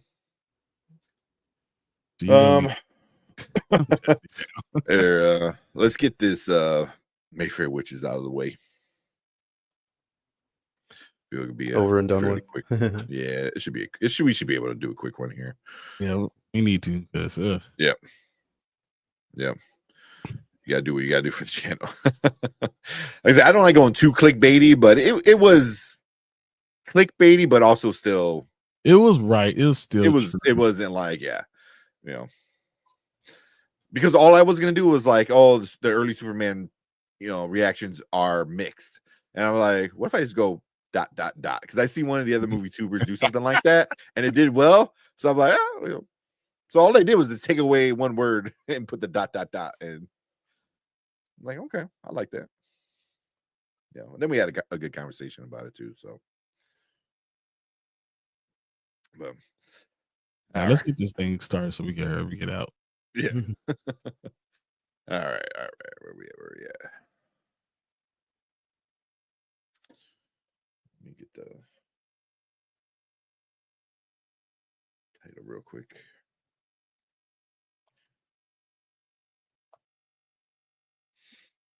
All right. Let's do this. All right. What is up? Welcome to Spoiler King. Spoiler King. Sorry. Let me do it again. One more time. I was completely thrown off. All right. Welcome to the Spoiler Kings. My name is Sting Kramer with Brian the Grizzly, and we are back. Season 2, Mayfair Witches, first episode, Lasher. If you haven't seen us talking about season 1, go check it out, or the other Anne Rice universe, the Immortal universe, which is Interview with the Vampire. Go check that out. So we are in love with that show. The other side of this universe, Mayfair Witches, we were very, very disappointed, I think is the best way to put it, because I think we had high hopes for it. But does season 2 start off better? More of the same? We'll see. It came out yesterday, January 5th. So we'll start off with, we're a little recap. Everything happened, all the blah, blah, blah. She finally caved into Lasher and had the baby. And the end of season 1 ended with her walking away with little baby reincarnated Lasher. Mm-hmm. That's how it ends. So, we'll just pick up right there. Leaving everyone, leaving everybody. Yeah, everybody. Her uncle turned to stone, leaving Sip. Cortland is in the stone, and yeah. So, Brandman, what you think about episode 1 of season 2? To the show's credit, I like its atmosphere. Like, I like the look of the show. Yeah. I like kind of like that drab but kind of grim look that it has. And I think as a whole the cast is doing what they can. And I think Alexandra Daddario does better with some of like the smaller kind of like nuanced scenes rather than the more kind of supernatural stuff. I think she's a lot better in those. And then plus, just Alexandra Daddario. Yeah. But yeah, it's unfortunately, the show's just really not doing a whole lot for me. I don't know if it's the content itself or just the way that just the way that they're approaching it, but unfortunately, it's just not really doing a whole lot for me, which I hate to admit. Yeah. Mm-hmm. Okay. Before we move on, Brian, any like good scenes in it? Despite it like kind of not doing much. It's interesting, but I think the whole problem I have with it is that it's too boring sometimes. Mm-hmm. It's too just slow. I don't want to slow, but it's very monotone. Very yeah. I mean, even the backstory. I mean, really. So like the idea that Cortland's her uncle / father / stone guy. Like, it's weird. Mm-hmm. So she slept with Lasher and now is having Lasher's baby, who is Lasher, who's then trying to kiss her, which is like, I knew that was coming. Ew. I knew that was coming. If she, you're having the baby. Yeah, that was weird. Of the dude, the same dude is not his baby, it's him that you slept with. That's not trying to kiss you. That you had him. Whoa, that's too much, man. It's a lot. This show overall is a lot. It's a lot of magical stuff. And then Rowan is so stupid. Mm-hmm. And she's going back from trying to be like this hardworking mother to being like I'm going to love the saying out of you. Like, what do you know? What are you doing? She's not listening to anyone. Sip has become, a bystander and not being forceful enough and not using his power. It's just, and the family is stupid. They're all stupid and they don't care because Rowan is just going to do her stupid thing, and they don't see all the things that are going to come later. And it's maddening, it's frustrating, and it's weird knowing that by the end of the episode, Rowan is basically Rowan again. I'm not Rowan. Lasher's basically Lasher again, and Rowan looking at him like he's Lasher, the same kid you just had 5 days ago. It's just so weird. It's just so weird. I don't know, man. Yeah. And then she's so stupid. Like, I'm gonna let you talk about the stupidity, but just come on. Like, oh my god! What? One thing I did think was going to happen was they were going to have to age up Lasher, because I remember talking to other people about it who enjoy the book, and I'm like, if you're an all powerful being, like, and you want to be born, means you have to be a baby, and I was like, they have to age him up because like. You're not like somebody like that is not going to risk being a baby for a year and like you just sneeze and break your neck the wrong way, like you're done, so it's like they aged him up super quick, like you said, within a week. It was like a baby. It's like Rowan. I was like, dude, you just came out, bro. It's like milk now. I was like freshly squeezed. Exactly. It's just that was with that works for the show because obviously you want the main Lasher back. By the end of the episode we got that back. It's just the same issue I had with season 1 with the character of Rowan. I'm having the same issue already with season 2 with her just being stupid. How is she a doctor and this so stupid? She's so dumb. And it was like.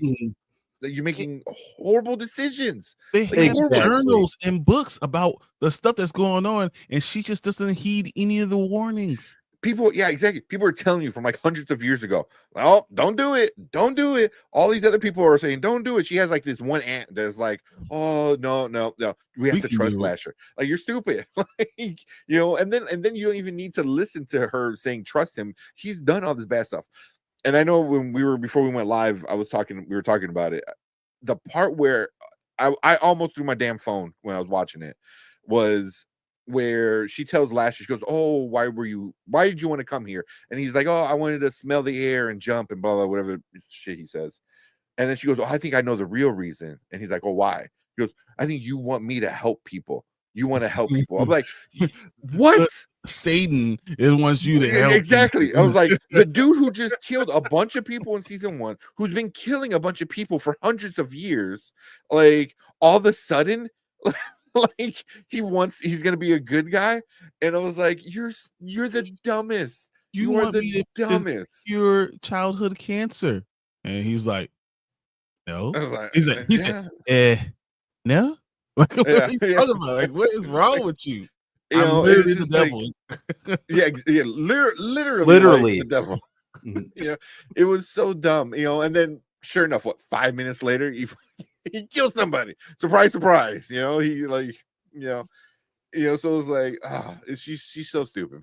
And then he becomes a teen. He tries to kiss her on the lips, and she's like, "Don't you ever do that again." It's like 2 weeks ago you just slept with me, lady. What you talking about? I know, right? Because you went through the pregnancy like super fast too, right? Like, it was like 5-minute pregnancy. It was crazy. Boom. Yeah. You went from not being pregnant to being pregnant to being 9 months pregnant to having a baby to having a 5-year-old to having a teenager in 4 days. Yeah. Now he's a grown man. Talking about maternal instincts. In like 2 weeks. Maternal instincts. It's been a week. Like, you can't even keep a dog. You don't even can't keep a dog. Like, oh, he's 8 and he's 12. What are you talking? I was like, the last person should have a kid. Especially with the devil. It was, oh man, she's just so stupid. It's just so stupid, man, and then watching the like what's coming for the rest of the season and getting, because I don't know any of the books, right? I believe this season is going to be based off the last year book. I could be wrong, but I think that's what it's going to be. But watching that, like, oh, here's the come for season 2, and I was like, oh, I don't got a good feeling about this. But the Talamasca is interesting, and the fact that they didn't Cyprian, they didn't wipe his memory, so because he was expecting his, the memory wipe, and they didn't do it, and they're using him, so that was interesting in itself too. But it literally was a 3-minute like little small part of the entire episode, like. Yeah, it's not all bad. Like, I'm kind of curious with the cousin, that was Tessa's sister, who just like was out of town when all the shit went down. I'm like, okay, so I'm kind of curious to see what happens with that. I'm with Sip. I'm kind of curious what happens with Sip, and Talamasca as a whole. I mean, Moira is going to be interesting. The one who's going to tell her like she's going to be the anti Rowan. She's going to be like the one who can stop him. I mean, she knows how bad, Lasher really is. Does she get powerful? Because she can read your mind. Yeah. So like anyone who walks in the room with her, like you got to put music on because you can't let her read your mind. Yeah. So I thought that was awesome. That's going to be something that's going to work. And Rowan's going to be Lasher's weak point, I'm hoping. Yeah. That's what I can see that. Yeah, but can't say I'm excited about this season. Even before this episode. After this episode, I think I'm a little less excited. But I'm gonna stick with it. The whole show was just very weird, but I'm such an Anne Rice fan because of Brand Man. It's all your fault. And then again, Interview with the Vampire is such a good show that you hope the Talamasca can save a lot of it. It can save some of this stuff. Can Rowan being stupid be resolved by other people? So I'm hoping it is. Yeah. But we'll see. I'll give a shout out to Ace, who's also big into this whole Immortal Universe stuff. Said, I don't agree at all. It's really bad character writing. It's interesting how the quality of the of this universe is kind of wavering. You have great stuff like Interview with the Vampire, and then this is just very, to be as nice to it as possible, subpar. We're gonna see how the Talamasca show measures up. But that's why I'm hoping that they can save this show. And I will say this: Alexandria Daddario, she's not acting as bad as she was before. She's not. It's more better acting. It's just terrible writing. Yeah, she's saddled with a pretty lame character, and I feel like she's proven herself as a capable actress in the past. This is I think this is really the first time where she's not quite doing it for me, and that was mostly the first season. I think she has more of a handle on the. Let's face it, the character of Rowan's not doing her any favors. She's a very flat and lame character. So she's doing what she can. Yeah. Flat and lame, and I'm always gonna say stupid. And I forgot what we were talking about last week or whatever, or Silo. When smart people make stupid decisions, it's always annoying to watch, because like you are a neurosurgeon, you are insanely smart, with superpowers that can help cure cancer in babies, and you think that's your mission from the devil. Devil. Yeah, exactly. Oh man, he's like, yeah, you're stupid. Or as the kids say, it's mid. Exactly. It's very mid. Yeah, man. So that's our thoughts for for Mayfair Witches, the start of season 2. We're gonna stick with it for sure, because we love the Interview with the Vampire. We have high hopes for Telemasca, and seeing Telemasca in this show is kind of interesting, but yeah, we want to hear from you guys. So if you watched episode 1 of season 2, leave a comment down below. Let us know what you guys think about Mayfair Witches, about the whole last year kind of quick growing up kind of scenario we got. But yeah, let us know any series you have as well. But we appreciate everyone coming in, hanging out. Make sure you guys hit that like button, hit that subscribe button, and come join us when we talk about Mayfair Witches every Monday. And if you are in the live chat, stick around because we're going to get into some more of those comments right now.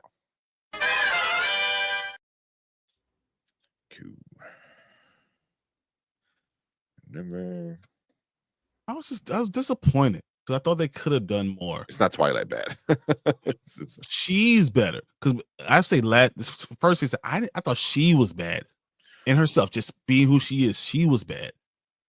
I don't think it's her. It's just the writing is so illogical. Yeah. She was a little bit better in this episode. I give it to her. I mean, it's still early on. We'll see. She could like definitely ham it up and get worse by the end, but but it's not critically like well accepted either. I think on Rotten Tomatoes, I'm looking at it got 44%. That's about right with it. Yeah, but they can change a lot of stuff. So there's things that can work. I feel like it really can, and it just hasn't done it yet. Yeah. Well, season 1 got 44%. Season 2, this one episode got an 83% by 6 people. Yeah, well, that makes sense. 6 people watching it. Yeah. Yeah. Yeah. And we're 3 of them. Collider did it, saying it hasn't reached its full potential. It's displaying bigger, glamier of promise in season 2. We'll see about that. There's stuff there. There's meat on that bone. Yeah. But looking at it like, it has potential to be great. That doesn't mean that this episode was great, though. If it has potential to be great, then that means what we currently have is not great, right? Yeah. I mean, just the story could be better. You can see. I mean, he gave it a 6 out of 10. Well, all these people like 6 out of 10. Collider, this one 6 out of 10, 6.2 out of 10. 5 out of 5. That's wild. After setting up a strong foundation in the first season, Anne Rice's Mayfair Witches season 2 is sultry, sexy, and scary as hell. What is it? Is it what? Alexandra Daddario? Is it? That one? Should have been her husband, right? 2.5 out of 4, and the other one there's no. I think it's like if I was giving out 5, I'd be like at 3. So 3 out of 5. 3.2. Out of 5. If I was doing that. I think I'll go right in half, right in the half, like 2.5.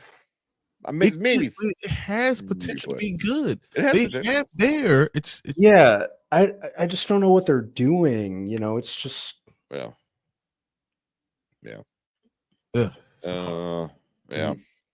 That's it. It can get better. Yeah, which I'm hoping it does. And I'm hoping them knowing the Telemasca show is coming out, assuming it's coming out at the end of the year, hopefully they're able to play around with that a lot more. Well, I remember they were advertising it kind of here and there during this episode of Mayfair, which is they were advertising it like they were doing like a highlight reel of some of the shows that come out this year on AMC and Telemasco. Wasn't one of them. They showed little snippets of footage, and then they showed like this. It was like a 30-second tease of it, like during the middle of this episode. I watched it without commercials, so it was just all unbroken, commercial free. Give me 2. I might have to watch it with commercials. I didn't know that. So, but it kind of implied that it was gonna that it's gonna be the Telemasca kind of following the witch activity. But I think it's gonna have to Yeah. but it's going to have to deal with them kind of tracking and researching the vampires, because that was a big thing. That's in what I the want to say. Vampire So, Chronicles. what would it take to really revive this? Would it take, Louis, or someone? I don't want to see any of those guys. Maybe season. I'm saying season 3. Daniel, if Daniel's a good one. Daniel's a good, but Maybe Daniel, you can bring either of these guys in there, But because we're going to be focused on Lestat, maybe Jacob Anderson can find a way in season 3 towards the end to start to bridge the gap. Maybe that brings more people back to it. Because exactly, he's back in New Orleans, he's back in his home. It's a natural way to do that. You can work with Daniel first, and then him bring Jacob, and that'll be like one of those scenes that will make you want to see more. Especially if it doesn't get the viewership that we are looking for. Yeah. I guess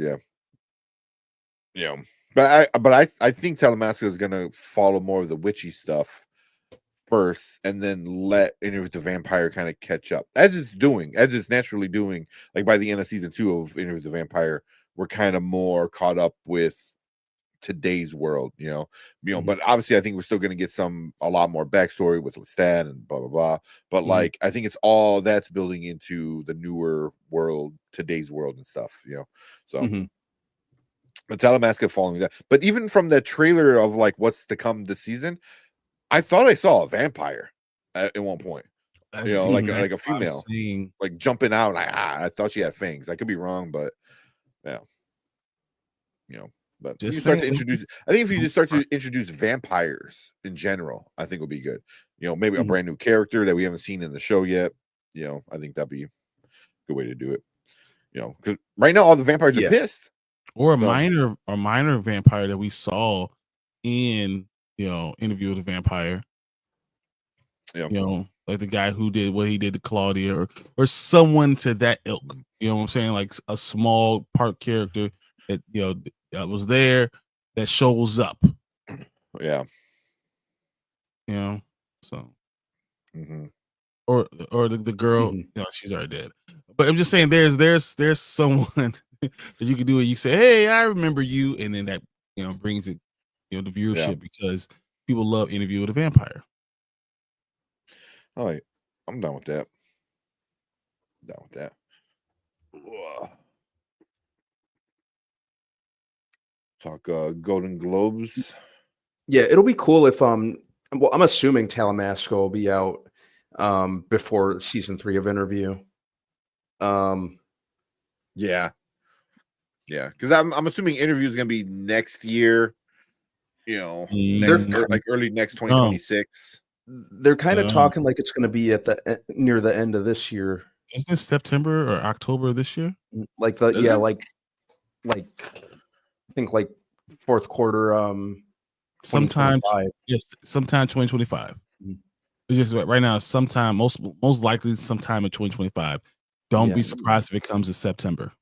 Yeah, I know they're filming it. They've been filming for about They've been filming for a little over a month at this point. So they started filming November 26th, 27th, 30th. Right, the last week of November, they started filming. So they'll probably be done end of February. Probably done. And then you got the time for trying to get it all through. I think it comes out, September. That's what I think. Just a heads up. If it comes out before Halloween season, you're probably going to see a lot of videos of me like karaokeing the Lestat songs. Nice. That was making it to a YouTube short. Wouldn't that be perfect to come out last September and then give you all October with Interview with a Vampire? Yeah. Yep. And it would be perfect for the story material that they're going with for this particular season as well. I'm telling you, that makes the most sense. Yeah, and they've been doing everything right. So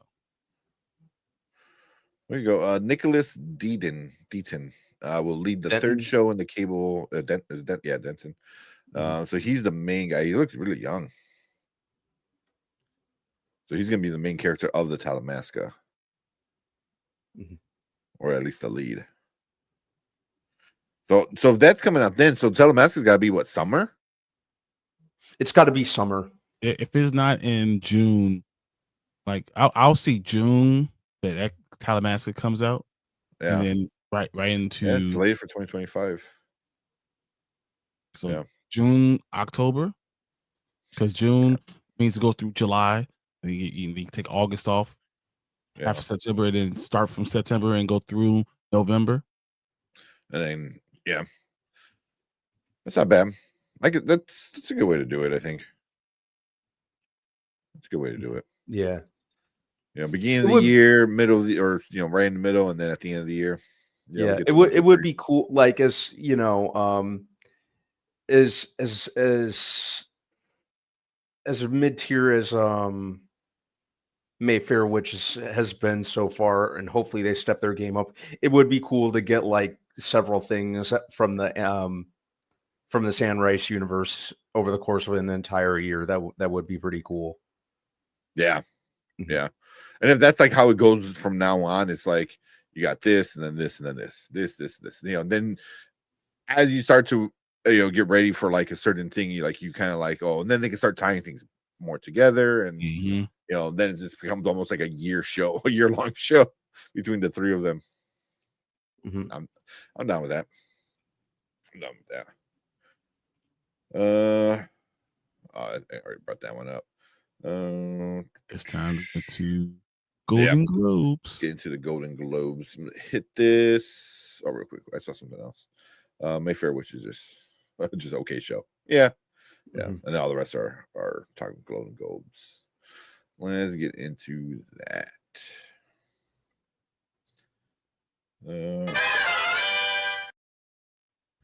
All right, welcome to the Spoiler Kings. We are going to talk about the winners and some of the snubs and losers of the Golden Globes. Happened last night, as we are live right now. Happened yesterday. What's her name? Nikki Glazer was the host. Right off the bat, what do you guys think about her? I'm just not a Nikki Glazer fan. I'm sorry I took the front of you, Brand Man. I'm not a fan of her. I thought that when she was, the thing I saw about with Ben Affleck and talking about the divorces, I think that was no need to do that. I that stuff is, I think she's out of bounds for no reason. I don't like that. She's definitely a roasty kind of comedian. Yeah, if I'm not doing a roast, if I'm not doing that, then I don't need. Nikki Glazer is a professional roaster. Yeah, professional. But I like the people that are funny, that can carry the show without feel like you're doing that, carrying a roast all the time. I think it's more entertaining with someone who's able to do it a little bit differently. So But go ahead, Brand Man. I'm sorry, I jumped in front of you. Oh no, you're fine. Nikki Glazer, she doesn't do a whole lot for me. I think she's kind of hit or miss. And I get it with the professional roaster, like those comedians are always kind of pushing the envelope. I think that's one of the points of comedy. But hers, just as a comedian, she never really did a whole lot for me. She just kind of comes off as a little try hard for me. As a host for the Golden Globes, I got a lot of the same. It just came off really try hard to me. Yeah, and she had good fashion. Her outfits were pretty cool. Her outfits were good. But she didn't really do a whole lot for me. Yeah, I liked it. Well, she's saying the Ben Affleck divorce joke she cut from the Golden Globes 25. So I think they cut it. They cut it. They cut it. Yeah. There was a bunch, from what I understand today. Was there's like 10-ish jokes that were cut from her monologue. Because they said it was too much, and but she's that type of person that she's too much to me. Yeah, she goes there. But I mean, overall, I thought she did a good job. Some of her little skits with Conclave and what was the other thing she mushed together? Oh my god, I know what you're talking about. she had mushed like that. But Wicked and Conclave together. With Popular. I think Popular that was kind of funny. Her monologue was all right. You know, I didn't think it was anything crazy. You know, it wasn't good. You know, yeah, it was all right. You know, her monologue was, and it's because they had to pull everything out. So you know, yeah, that's it wasn't good. But her outfits, her as the host, her outfits are great. Yeah. I don't know if it was her or what, but there was a big, not big, but slight increase in viewership. I think it was like a 10% increase from last year to this year. So I don't know if it was her or what it was, but you know, got some more people's eyes on it. But yeah, so she was the host, and then we have all of the winners and losers. We'll go over a few of the big ones. You know, we'll go over the biggest snub, if you want to count it, but biggest loser of the night with Anora. Anora got nothing. Yep, she got nothing. That movie just didn't win it. And then Emilia Perez and the Brutalist won a bunch. Well, the most. I'm gonna say the bunch, but they won the most. Yeah, the way Perez. Yeah, the way everyone's been raving about Anora, that really caught me off guard. You know, I think the Brutalist was my was the pleasant surprise for me because it picked up a couple. Yeah, I haven't seen it yet. So my big surprise, a pleasant surprise, was Demi Moore. Yes, winning for Substance. I thought that was like, I enjoyed that a lot. Yes. I thought that her speech was spot on. It was great. That was like my favorite part of the entire night, honestly. Yeah, all the Substance. What's up, Jason? What's up, Jason? Then Brogu's out for the night. Later, Brogu. Appreciate it. Coming in, hanging out with us. We'll see you on the next stream. Yeah, but I think all the Substance stuff, because when they had Margaret, forgot her name, the other co-star of the Substance, Margaret Qualley, and Demi Moore, presenting together. I thought that was good because they have the Substance kind of references in there, and I thought that was really well done. Yeah, but her winning was like, I wanted her to win. I didn't think she was gonna win. Then she won, and she talked about how she received the script when she was at her lowest point, and being 60, she's 62 now, but it's being 60 when she got the script and being thinking her career is over, and this movie kind of breathing life back into her, into her acting career, and it's nuts. You saw the Substance; it's nuts, but it's so well done. She does a wonderful job, and just I was just happy that you're getting people are talking about something like this. It was just very awesome. Yeah, she was against some like big hitters, man. She was against Mickey Madison from Anora, Zendaya, Cynthia Erivo from Wicked, Amy Adams, and Carla Gascon from Emilia Perez. So that was one of the more beefier nominee category, because they're all pretty big actresses, or at least love their, like Mickey Madison. I think she's new-ish, and people loved her in Anora. So, but I love the fact that Demi Moore was talking about something that the movie was talking about. Yes.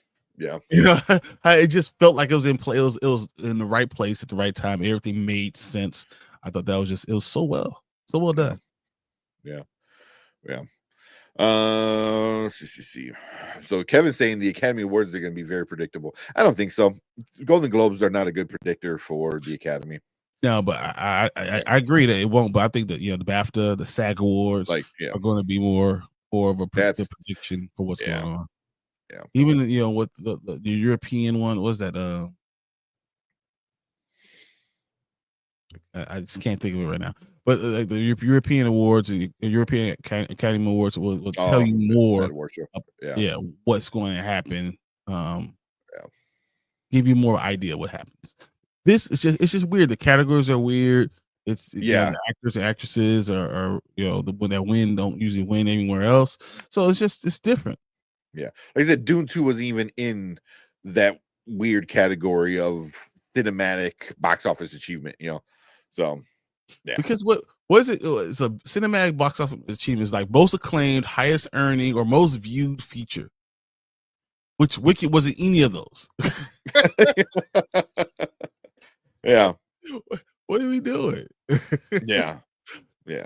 I mean, like Beetlejuice was in that list, which I love. Beetlejuice. It doesn't belong on that list next to like Absolutely Gladiator. not. Like Doom 2 should have been there.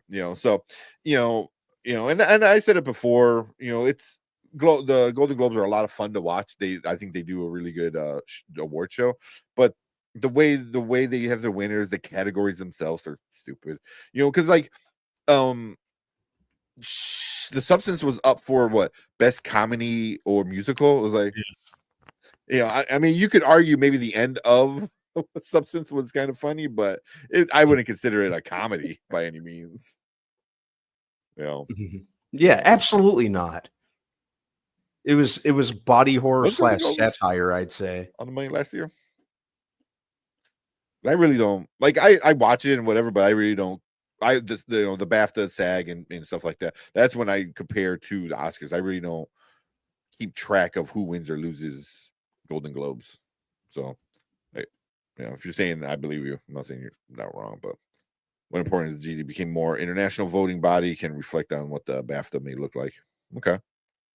If the BAFTA comes with the same similar type of winners, then there we go. But until then, yeah. Like Anora has no international. But honestly, I know all the people loving Anora. I saw late in the game. I saw like around Christmas ish, and I didn't think it was. It was good. It was good. It wasn't like award winning good. I don't think. I don't think the hype everyone was saying around it. I didn't get that. Best movie of the year. I was like, I thought Dune 2 was better. Yeah, Dune 2 is might even be my number one. Dude, it is my number one. Yeah, it ain't Past Lives. Past Lives was interesting enough. I enjoyed Past Lives, but that was a different story. Like I feel like Anora, I've seen that story before. Past Lives was a little bit more I think different enough for me. Yeah. But yeah. The other, so there's one big winner and loser that I was kind of upset about. Well, one, the animated feature, right? Because you had Inside Out 2, amazing movie, Moana 2, good. I can't argue that it was good. Wild Robot, Wallace and Gromit, which I wound up watching today. It was a good movie. I need to watch it. I'm surprised to myself for not watching it because I absolutely love Wallace. Yeah, and Gromit. It's on Netflix. So yep. Yeah, we wound up watching it today. It was not too bad. I haven't seen Memoir of a Snail yet. I do plan on seeing it, and then Flow I haven't seen. I was kind of surprised. Like I gotta watch Flow. Just it beat out Wild Robot and Inside Out 2, which those are amazing movies. Amazing movies. I have Wild Robot in my top 5 as far as movies of the year. Mine too. So I definitely gotta watch Flow.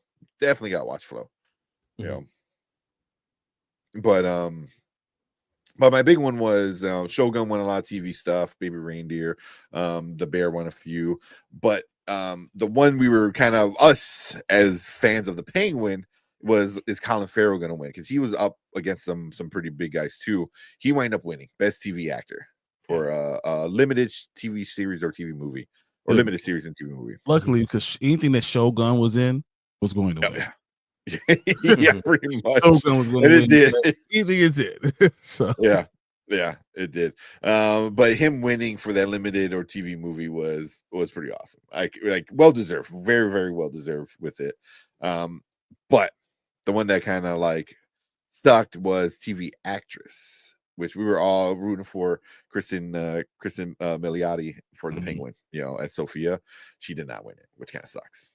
Foster. I was really surprised about that. Yeah, Jodie Foster. I was surprised, but I didn't think Jodie Foster did a great job, but the TV show's better. No, it's not even better because the Penguin was so good. So and the newest season, Jodie Foster's, she's amazing in pretty much everything that she shows up in. Yeah, last 40 years. Yeah, but I don't. The new season of True Detective didn't do a whole. I thought it was fine, but it's probably my least favorite of the season. Exactly. I haven't even watched it yet because I just like, it didn't pull me in like the other seasons have. I might be over it because this is the 4th season, I think.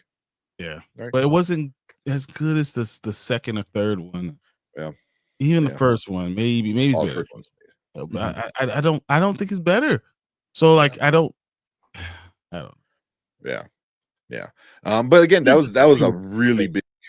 Yeah, that was a big category too because it was Jodie Foster who won, Kate Blanchett, Kristen Milioti, Sofia Vergara, Naomi Watts, and Kate Winslet. Like, damn, like that's Oscar like movie category like names you see on there. So yeah, that was going to be a rough one for Kristen to win if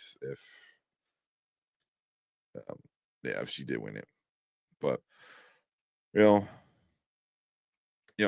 besides that, I'm not surprised with anything. A Wicked won box office achievement, which doesn't make any sense at all. Doesn't make any sense, because if it's money, Deadpool and Inside Out made $1 billion. Wicked's made what, under $700 million? Dune 2 made more money than Wicked so far. Yeah. It's probably going to finish with more money made. Yeah. And Kevin was saying she did a good performance, but not shocked she won. Yeah, not shocked. I just don't think it's literally like it's probably my third favorite season of True Detective. So Jason said we didn't get Flow in Canada, but I believe tomorrow it comes on digital. Nice. So hopefully I can watch it. Okay, nice. Yeah, because I it is definitely on my watch list. It beat out all those ones, and I was like, damn, really? So on the list I've seen, it was always behind The Wild Robot and Inside Out 2. What was Jesse Plemons' Civil War? I still call him Meth. Who's I still call him Meth Damon. Oh man, but also it was Jesse Eisenberg for Real Pain, Hugh Grant, Gabriel Labella, Jesse Plemons, Glenn Powell, and then the person who won was Sebastian Stan for A Different Man. So yeah, that's a big Jesse Plemons was for Kinds of Kindness, not for Civil War. Yeah. So I'm like, there's no way for Civil War. That man was in it for like like he was pretty much like waiting for his wife to get off. He goes, hey, you wanna come say something real quick? Well, no, I got you. Yeah. And the other guys didn't show up. Can you do this real quick? Yeah. Well, I'm probably the best one to do it. You are. It's scary. Yeah. Oh yeah. And then we got big news. Apparently Zendaya and Tom Holland are engaged. She's showing off the ring. Although there's a lot of people saying like, oh no, it's just to match the other side. But I'm like, no. The other side was like it matched the dress and stuff like that. It was all the same designer and stuff. That no. And you don't rock it on the and everyone's already saying it. Everyone. Yeah, come on. I mean, and then I think she got a hug from somebody. I forgot who. And that was like a congratulations hug. It wasn't like, oh, you look good today. I haven't seen you in a while hug. It was like, holy shit. Like, yeah. But yeah. Jorge saying a big surprise of the night for me was Ferdinand Torres. What did they win for? I'm not sure what they won it for. Must have been like there you go. I'm Still Here for the actress. Okay, actress drama. I'm Still Here. I haven't seen I'm Still Here, so but that was against Pamela Anderson, Angelina Jolie, Nicole Kidman, Tilda Swinton, and Kate Winslet. Yeah, that was another big category. Kind of like heavy hitters in there. Yeah, for Torres. But I haven't seen I'm Still Here, so check that one out. Yeah. List. I mean, I'm not surprised with that. Actor in drama, motion picture. Yeah, Adrian Brody is kind of experiencing a little bit of a career resurgence. I'm kind of here for it. Hey, I gotta agree with screenplay. Conclave is is the ish. Yeah.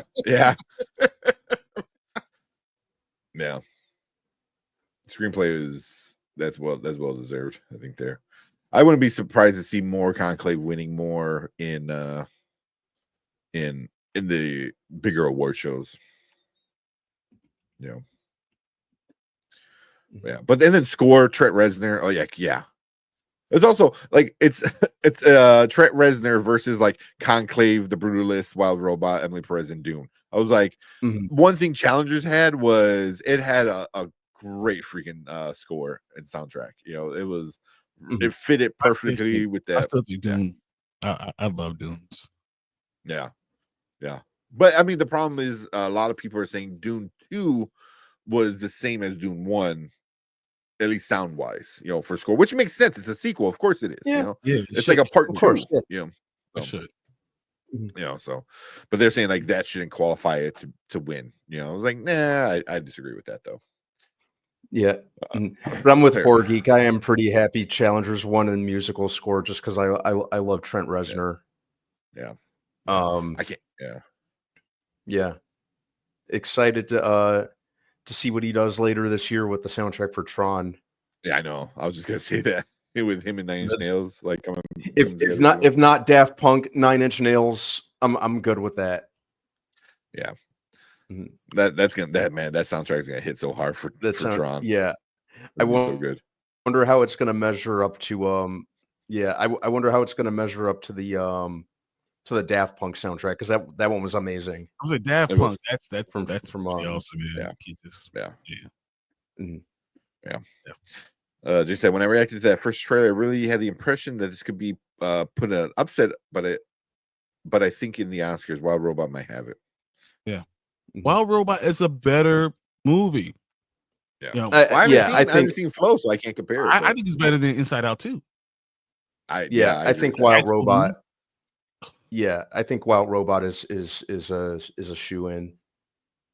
Yeah, but I gotta check out those last because those are probably gonna be the same as the animated nominees for the Oscars because those are pretty much about it. Maybe Moana might get taken off for a different international movie, like something like no one's ever heard of kind of type of shit. But yeah, but I think that's our category there. I said Anthony Mackie was happy for Sebastian Stan winning at the Globes. Yeah, Anthony Mackie's a good guy. Yeah. Oscar voters going give Nicole Kidman Best Actress. Angelina Jolie isn't well liked in Hollywood. I wonder why. Yeah. Yeah. Also, Nicole Kidman is like everyone sees her. Was she gonna win the Academy Award for like her trailer in AMC? That's what I'm saying for the AMC trailer. Yeah. If AMC doesn't pay her a shit ton of money to wear that bedazzled stripe, what? You got it. One of my family members said the most funny thing to me a couple weeks ago about that ad. It just the way she said it. She goes, "Who goes to the movie theater dressed like that?" That one just tickled me. That's funny. I know they were selling a Loungefly when it was that design of her like outfit, so it was black with like the bedazzled stripe. So I told Erica, "You want it?" And she goes, "No." It's like, come on, they can be your movie bag. Well, Flow showed that it had a lot of international support. Okay. Oh, that might be. So is that the international movie then? Okay. Yeah, but I mean, if you watch the Wild Robot and you didn't have feelings, you don't have a heart. You literally you have a hole where your heart should be. That's what it's. You're the Grinch. Your heart's too small. He said Nicole Kidman could not even win a Golden Globe without any big threats. She ain't winning. But it's a different voting base. The people who vote, the people who vote for I believe the people who vote for Golden Globes are not the same people. There might be some people, but not the same overall. I hope Demi Moore still wins. I doubt it because she's not gonna be split between like comedy or musical. Like she might not even be nominated. Because you're just gonna do actress. And you got to do all movies, so you do your drama. Saldana could probably do because Amelia Perez is huge. Yeah. Yeah, because you got to mix that in. You got to mix in Pamela Anderson. You got to mix in, Nicole Kidman, Angelina Jolie. Like all these, like, but I am. Yeah. So Zoe Saldana, I think is going to be big. I don't know. We'll see. Yeah. Mm-hmm. But it was a fun show. I enjoyed it for the most part. It's not like my one that I'm like super hyped about. But it is, I believe, like the official start of like the award season. We should be getting the Oscar nominees in a couple of weeks, I believe. Mm-hmm. I forgot when, right? Because I think it's like early, late January, early February. I think is usually when they reveal everything, right? Yeah. January 17th. So in 10 days. Wow. 10 days. And then we'll probably do our normal like Oscar stuff. So if anybody's interested, reach out. Mm-hmm. Reach out. We'll see what we can do. But yeah. But cool. Yeah, that's it for the Golden Globes. It was, like I said, it was fun, whether you like or didn't like. What's her name? Nikki Glaser. I think she had a nip slip too. I don't know if they didn't show it, right? Because I didn't. No, I didn't watch everything out. Okay, yeah, because I didn't see that, but I know like that was like the news of the day. She was like dancing to like Taylor Swift, right, or something like that. Mm-hmm. And then wardrobe malfunction. But wardrobe malfunction. They MTV actually made that ridiculous saying a thing with it. But yeah, leave a comment. Let us know what you think about the Golden Globes. Any snubs you were kind of disappointed, any wins that you like or dislike.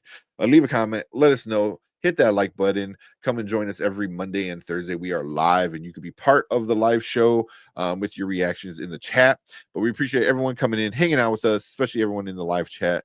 You guys stick around because we're going to move on to our next topic for the night.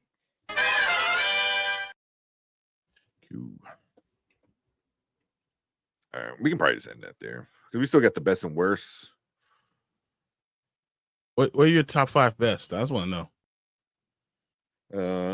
Logging into our letterbox. I was going through my letterbox and filling in. Yeah, I've actually been adding more to my letterbox, just picking up the pace with that. Yeah. Because my top 10. My top 10 is 10. I'll do my top. You guys want to do it real quick or go ahead? Let's do it. Why not? We can knock it out real quick. I can do my top 10 and my bottom 10, and then we'll move on to you guys. I only have 5, so okay. You can do 5 because I just feel like my 10 is more rounded than my top 5. Because my top 5, I feel like anywhere between 4, 5, 6, and 7 can all change.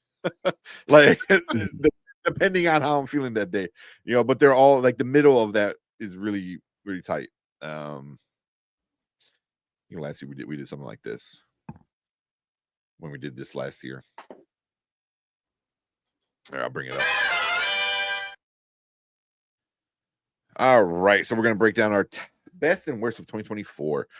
So we all have letterboxes. Go on Letterbox. If you haven't had one, go get one. It's definitely a lot of fun to see what everyone thinks and talks about different movies. But I'm gonna give my top 10 and my bottom 10 for 2024, and these are all movies that released in 2024. So I'm gonna start off with number 10, Furiosa. Number 9, Deadpool Wolverine. I had a lot of fun with that one. Both of those movies were just a lot of fun. Number 8, Alien Romulus, because that was just one of the best Alien movies I've seen it in a long, long time. Number 7, Conclave. That's a movie I did not expect to love as much as I did. Was a great movie. Number 6, The Substance, another movie that I absolutely loved and adored. Love that movie. Number 5, Nosferatu. Oh my god, the gothic horror, the vibes, everything great about that movie. Number 4, Wicked. I really, really enjoyed Wicked. I didn't think I was gonna like it. as much as I did. Everyone was great in it. Number 3, Inside Out 2. It's a perfect sequel to a perfect freaking animated film, about emotions and kids and stuff like that. So it was definitely a very good movie. Number 2, Wild Robot. Again, I love animation, and this was definitely like a movie made for adults, that kids can go see too. But this was definitely, as being a newer parent, this definitely hit home with me with a lot of the stuff. But my number 1 for 2024 is Dune Part 2. It was just a damn near perfect movie. I believe Dune Part 2 is the only movie I gave 5 out of 5 stars. Everything else in that list is 4.5 stars. I'm kind of stingy with my 5 out of 5. But Dune 2 was a 5 out of 5 for me. Then just real quick for my bottom 5, I'll give my bottom 5. Bottom 5, number 5 was Venom, because that was horrible. Wasn't that bad? It was I can tell you like 5 movies that were 10 movies that were. Argyle's up there. It's up there, but it's not. Argyle is way worse. Way worse.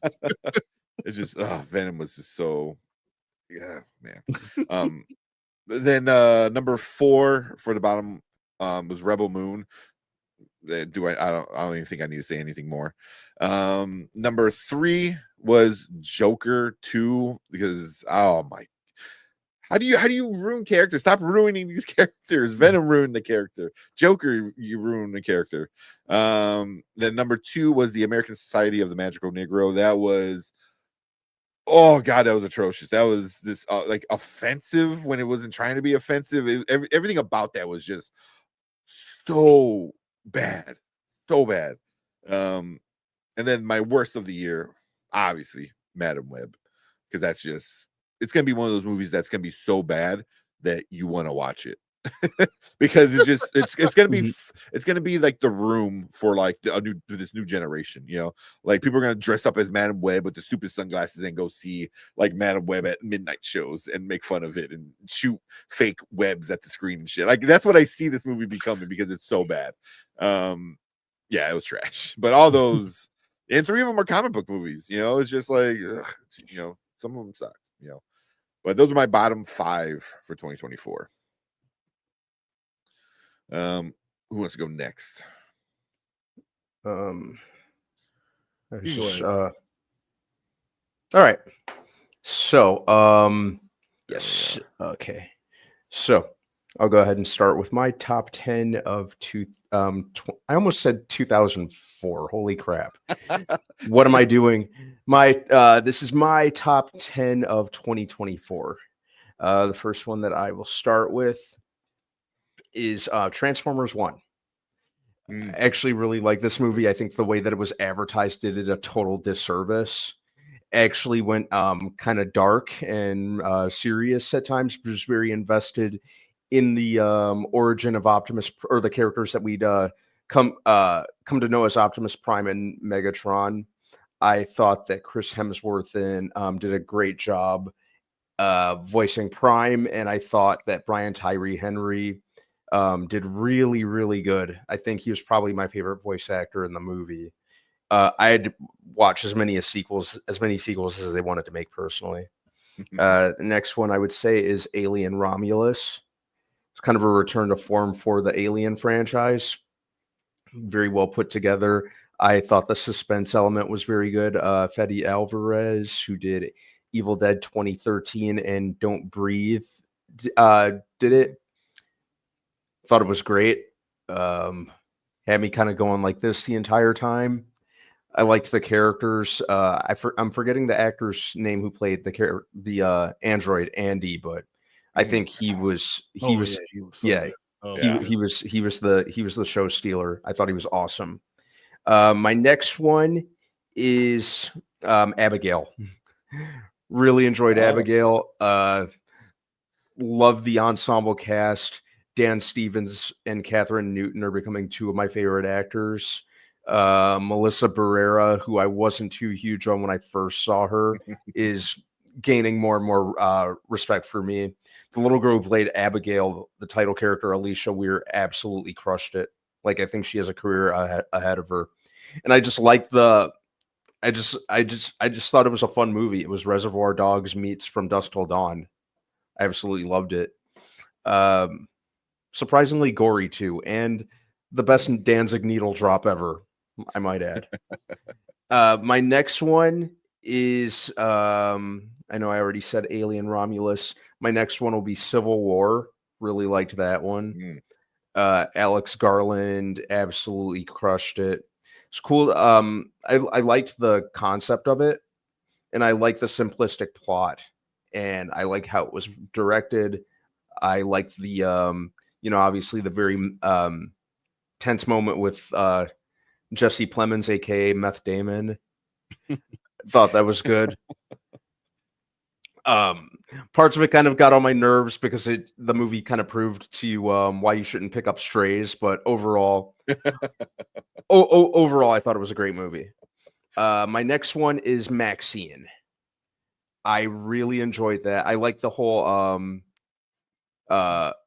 X trilogy or whatever you want to call it. And I like all things 80s. And I just thought it was a very entertaining movie. Thought Mia Goth was great in it. Another ensemble cast that I really, really enjoyed alongside Abigail. Coincidentally, Giancarlo Esposito was in both.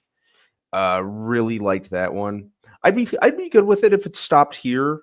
I know a lot of people didn't quite fancy Maxine as much as X or Pearl, but personally, I really like that one. My next one is The Substance.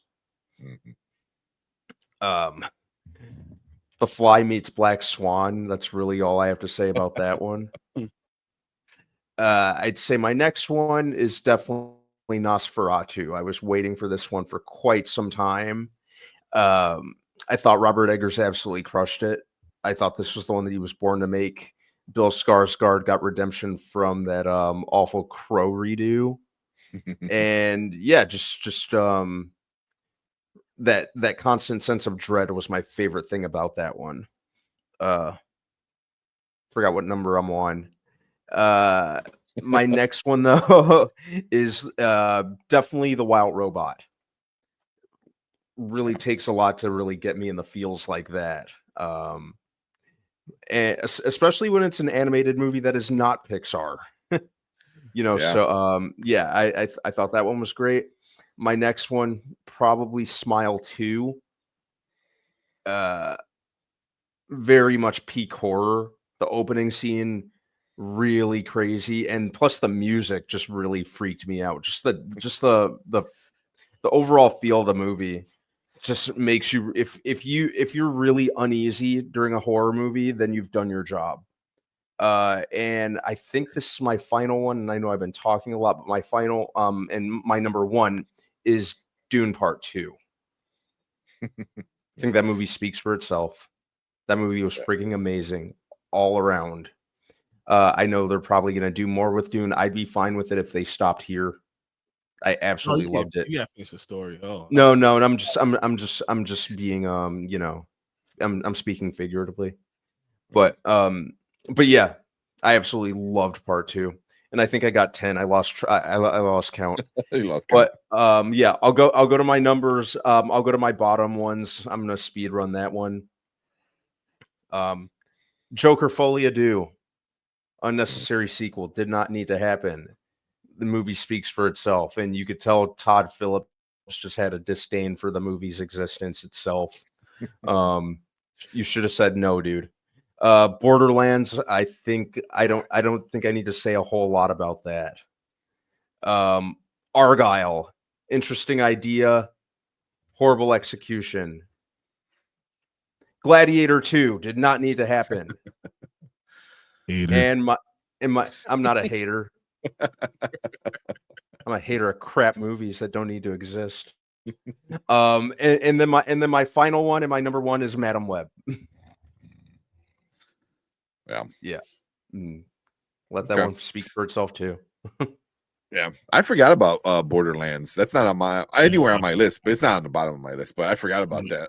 It's definitely towards the bottom. I forgot about that one. Yeah, it's definitely the bottom of my list. Okay.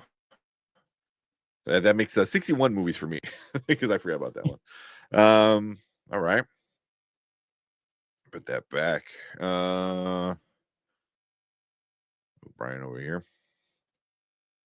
All right. Mine's going to be a lot easier. I'm just going to kind of go through my list, my top 10-ish movies.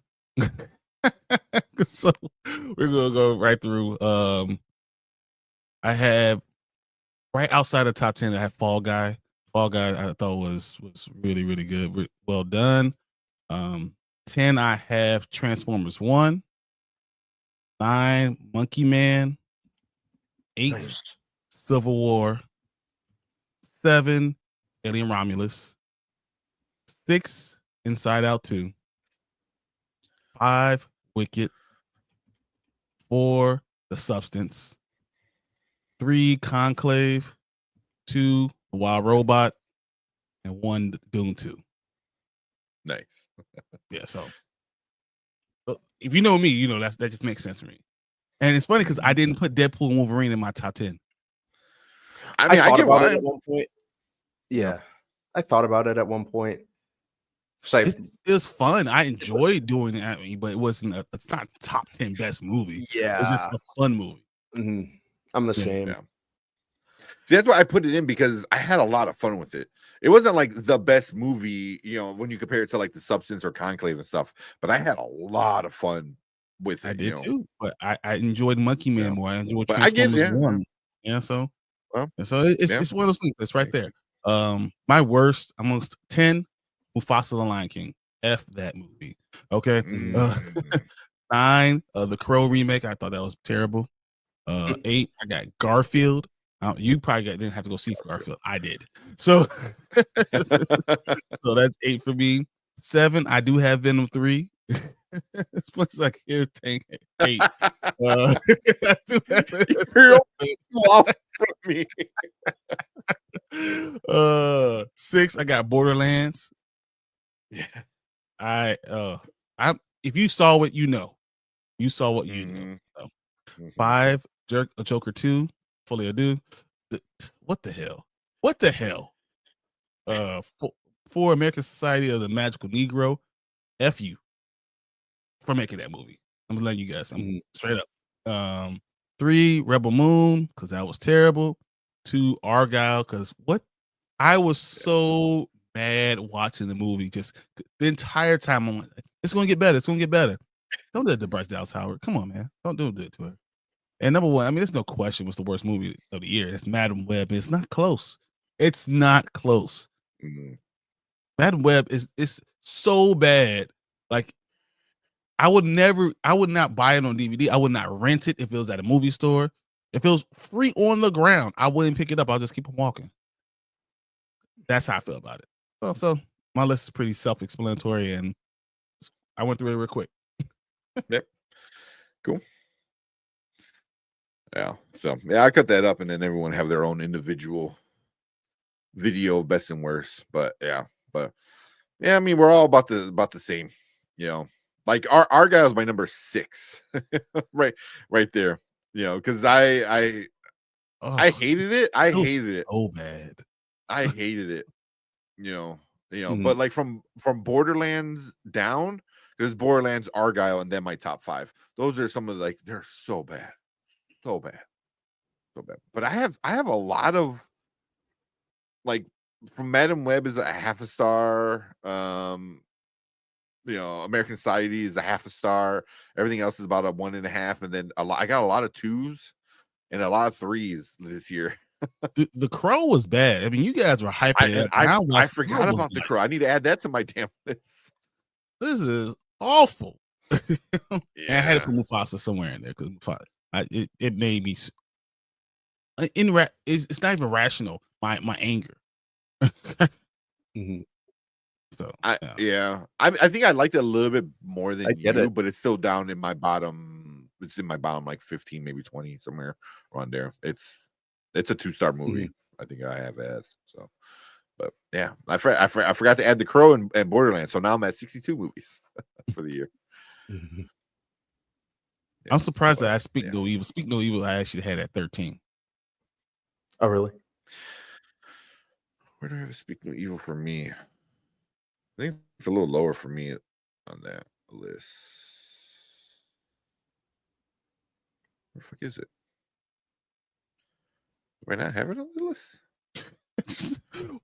Did you write down? I thought I added it. I thought I added it. Oh yeah, no, it's 44 for me. I like Speaking of Evil. It was okay. It was okay. You know, the original is better. I don't know if that's it's such a douchey thing to say like as a movie person, but the original is better. You know, whenever they take a foreign film and redo it for America, it loses quality. Yeah.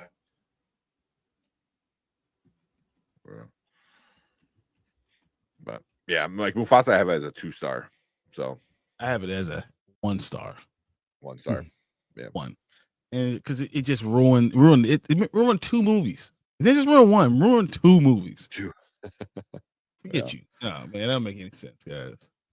Yeah, and then we'll give out Jason's real quick before we head out.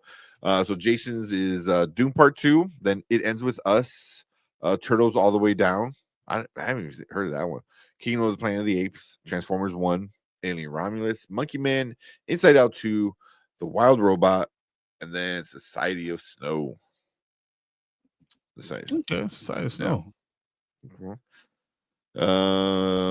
Yeah, for me, it was hard to watch movies this year. Yeah, same. And some honorable mentions: Ordinary Angels, Juror Number 2. I haven't seen Juror Number 2. I have that, but yeah, I got to check that out. Smile 2 was awesome. Exhuma. I don't even know what that one is. Arthur the King. Oh, that's that Marky Mark one, right? Yeah, with the dog. Yeah. Stay away from dog movies now because I'm such a dog person. Stay away from it. And then his top 5 worst. So the worst ones. He goes, it's What's Inside, Justice League Crisis on Infinite Part 1, Man and Web, Lift, and his worst is Justice League Infinite Part 2. I haven't seen 3, but it could be on that list too. Yeah, you should just bundle those together. Yeah. The third one sucks too. Surprise. If you still haven't seen The Substance, Gladiator 2, and Nora, A Complete Unknown, and others. Yeah, Substance is really good, man. It was all in our top list. Gladiator 2 was fine. I thought it was okay. Yeah. Brandman, they absolutely hated it, but I think I gave it before. Just to be fair, he hated it before he even saw it. So and then I hated it even more when I sat through it. I think I gave it like 3.5, somewhere around there. Like, I have it at 3.5 stars. Yeah, you know, Anora, same. I think we talked about earlier.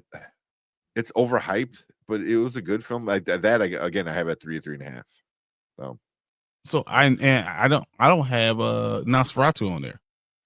Oh, but I don't think you liked it. As much as it's not it wasn't much. Yeah. A Complete Unknown. I really don't. That's the Timothy Chalamet one, right? Where he plays Bob Dylan. Bob Dylan. Yeah, I'm not a big Bob Dylan fan, so I really don't care to see it. But it'll probably be up for an Oscar. I don't know if for Best Picture. I doubt it, but we'll see. Yeah. I've seen Conclave and Civil War. Those are good movies. Those you for sure got to see. So good. They're both really, really good. Very different, obviously. But also very like dialogue driven, like well-written stories that you're just like at the edge of your seat the whole time. You're just like, ooh, what's happening next? I guess I gotta go real quick. I'll be right back. I have a sick baby, I guess. Hold on. All right. Well, we'll just close it out. So say bye when we get out of here. Thanks, guys. I'll see you later. I want to see what she needs. Yep. No, it goes. All right, man. Cool. See ya. All right. Yeah, that's gonna be it for us, man. No one put Craven. Oh man, no, Craven's not the bottom of the barrel. It's not the bottom of the barrel. It's down there. But it's not the. I don't have it that bad. Where's Craven for me? I know Craven. Do I not have Craven on here? Fuck. Yeah, I forgot about Craven. Yeah, I mean, it's not the worst. It's not bottom 5. It's somewhere in the bottom 10. Yeah, and I'm not even saying I forgot about adding Craven to my list. I forgot about the movie. It just completely together. Yeah. Yeah, It's sinking in how forgettable that movie was. Craven the Hunter. Yeah, I didn't even put it on my letterbox yet. Then that gives me 63. I'm at 63 films for the year. Towards the end of the year, I started watching things not in the theater, so they kind of threw me off, because usually as I'm walking out, I'll add it to my letterbox and then rank it later. Yeah. Mm-hmm. Yeah, it wasn't that bad, but to be on top 5, yeah, I agree. It was bad. It's somewhere in the top 10, 15, somewhere on that list, but yeah, it's definitely like a 2-star movie for me. You know, better than The Crow, better than, I'll put it like, for me, it's like 50. So that'd be my bottom 20, 13, bottom 13. So, but cool. Well, let's get out of here. Appreciate Jason coming in with his lists. You have to watch this Sunday Heretic. Yeah, I heard that's good. I want to see that. I heard that. I heard it's great too. My sister told me. I think Brian said it was good. A few other people said it's good. So that's on my watch list. But cool. Let's get out of here. Appreciate everyone coming in, hanging out with us. Appreciate Collector Movie Man for the super chat. Everyone coming in, hanging out with us, hitting the like button, all that fun stuff. Thank you guys. We'll see you guys on Thursday with some more Spoiler King trailer reactions, and talk about Skeleton Crew and Creature Commandos come to an end. So they sure do. Those. Yep. So, but that is it for us. We will see you guys later. Have a good week. Later. See you guys. Don't forget to like and subscribe. We out here.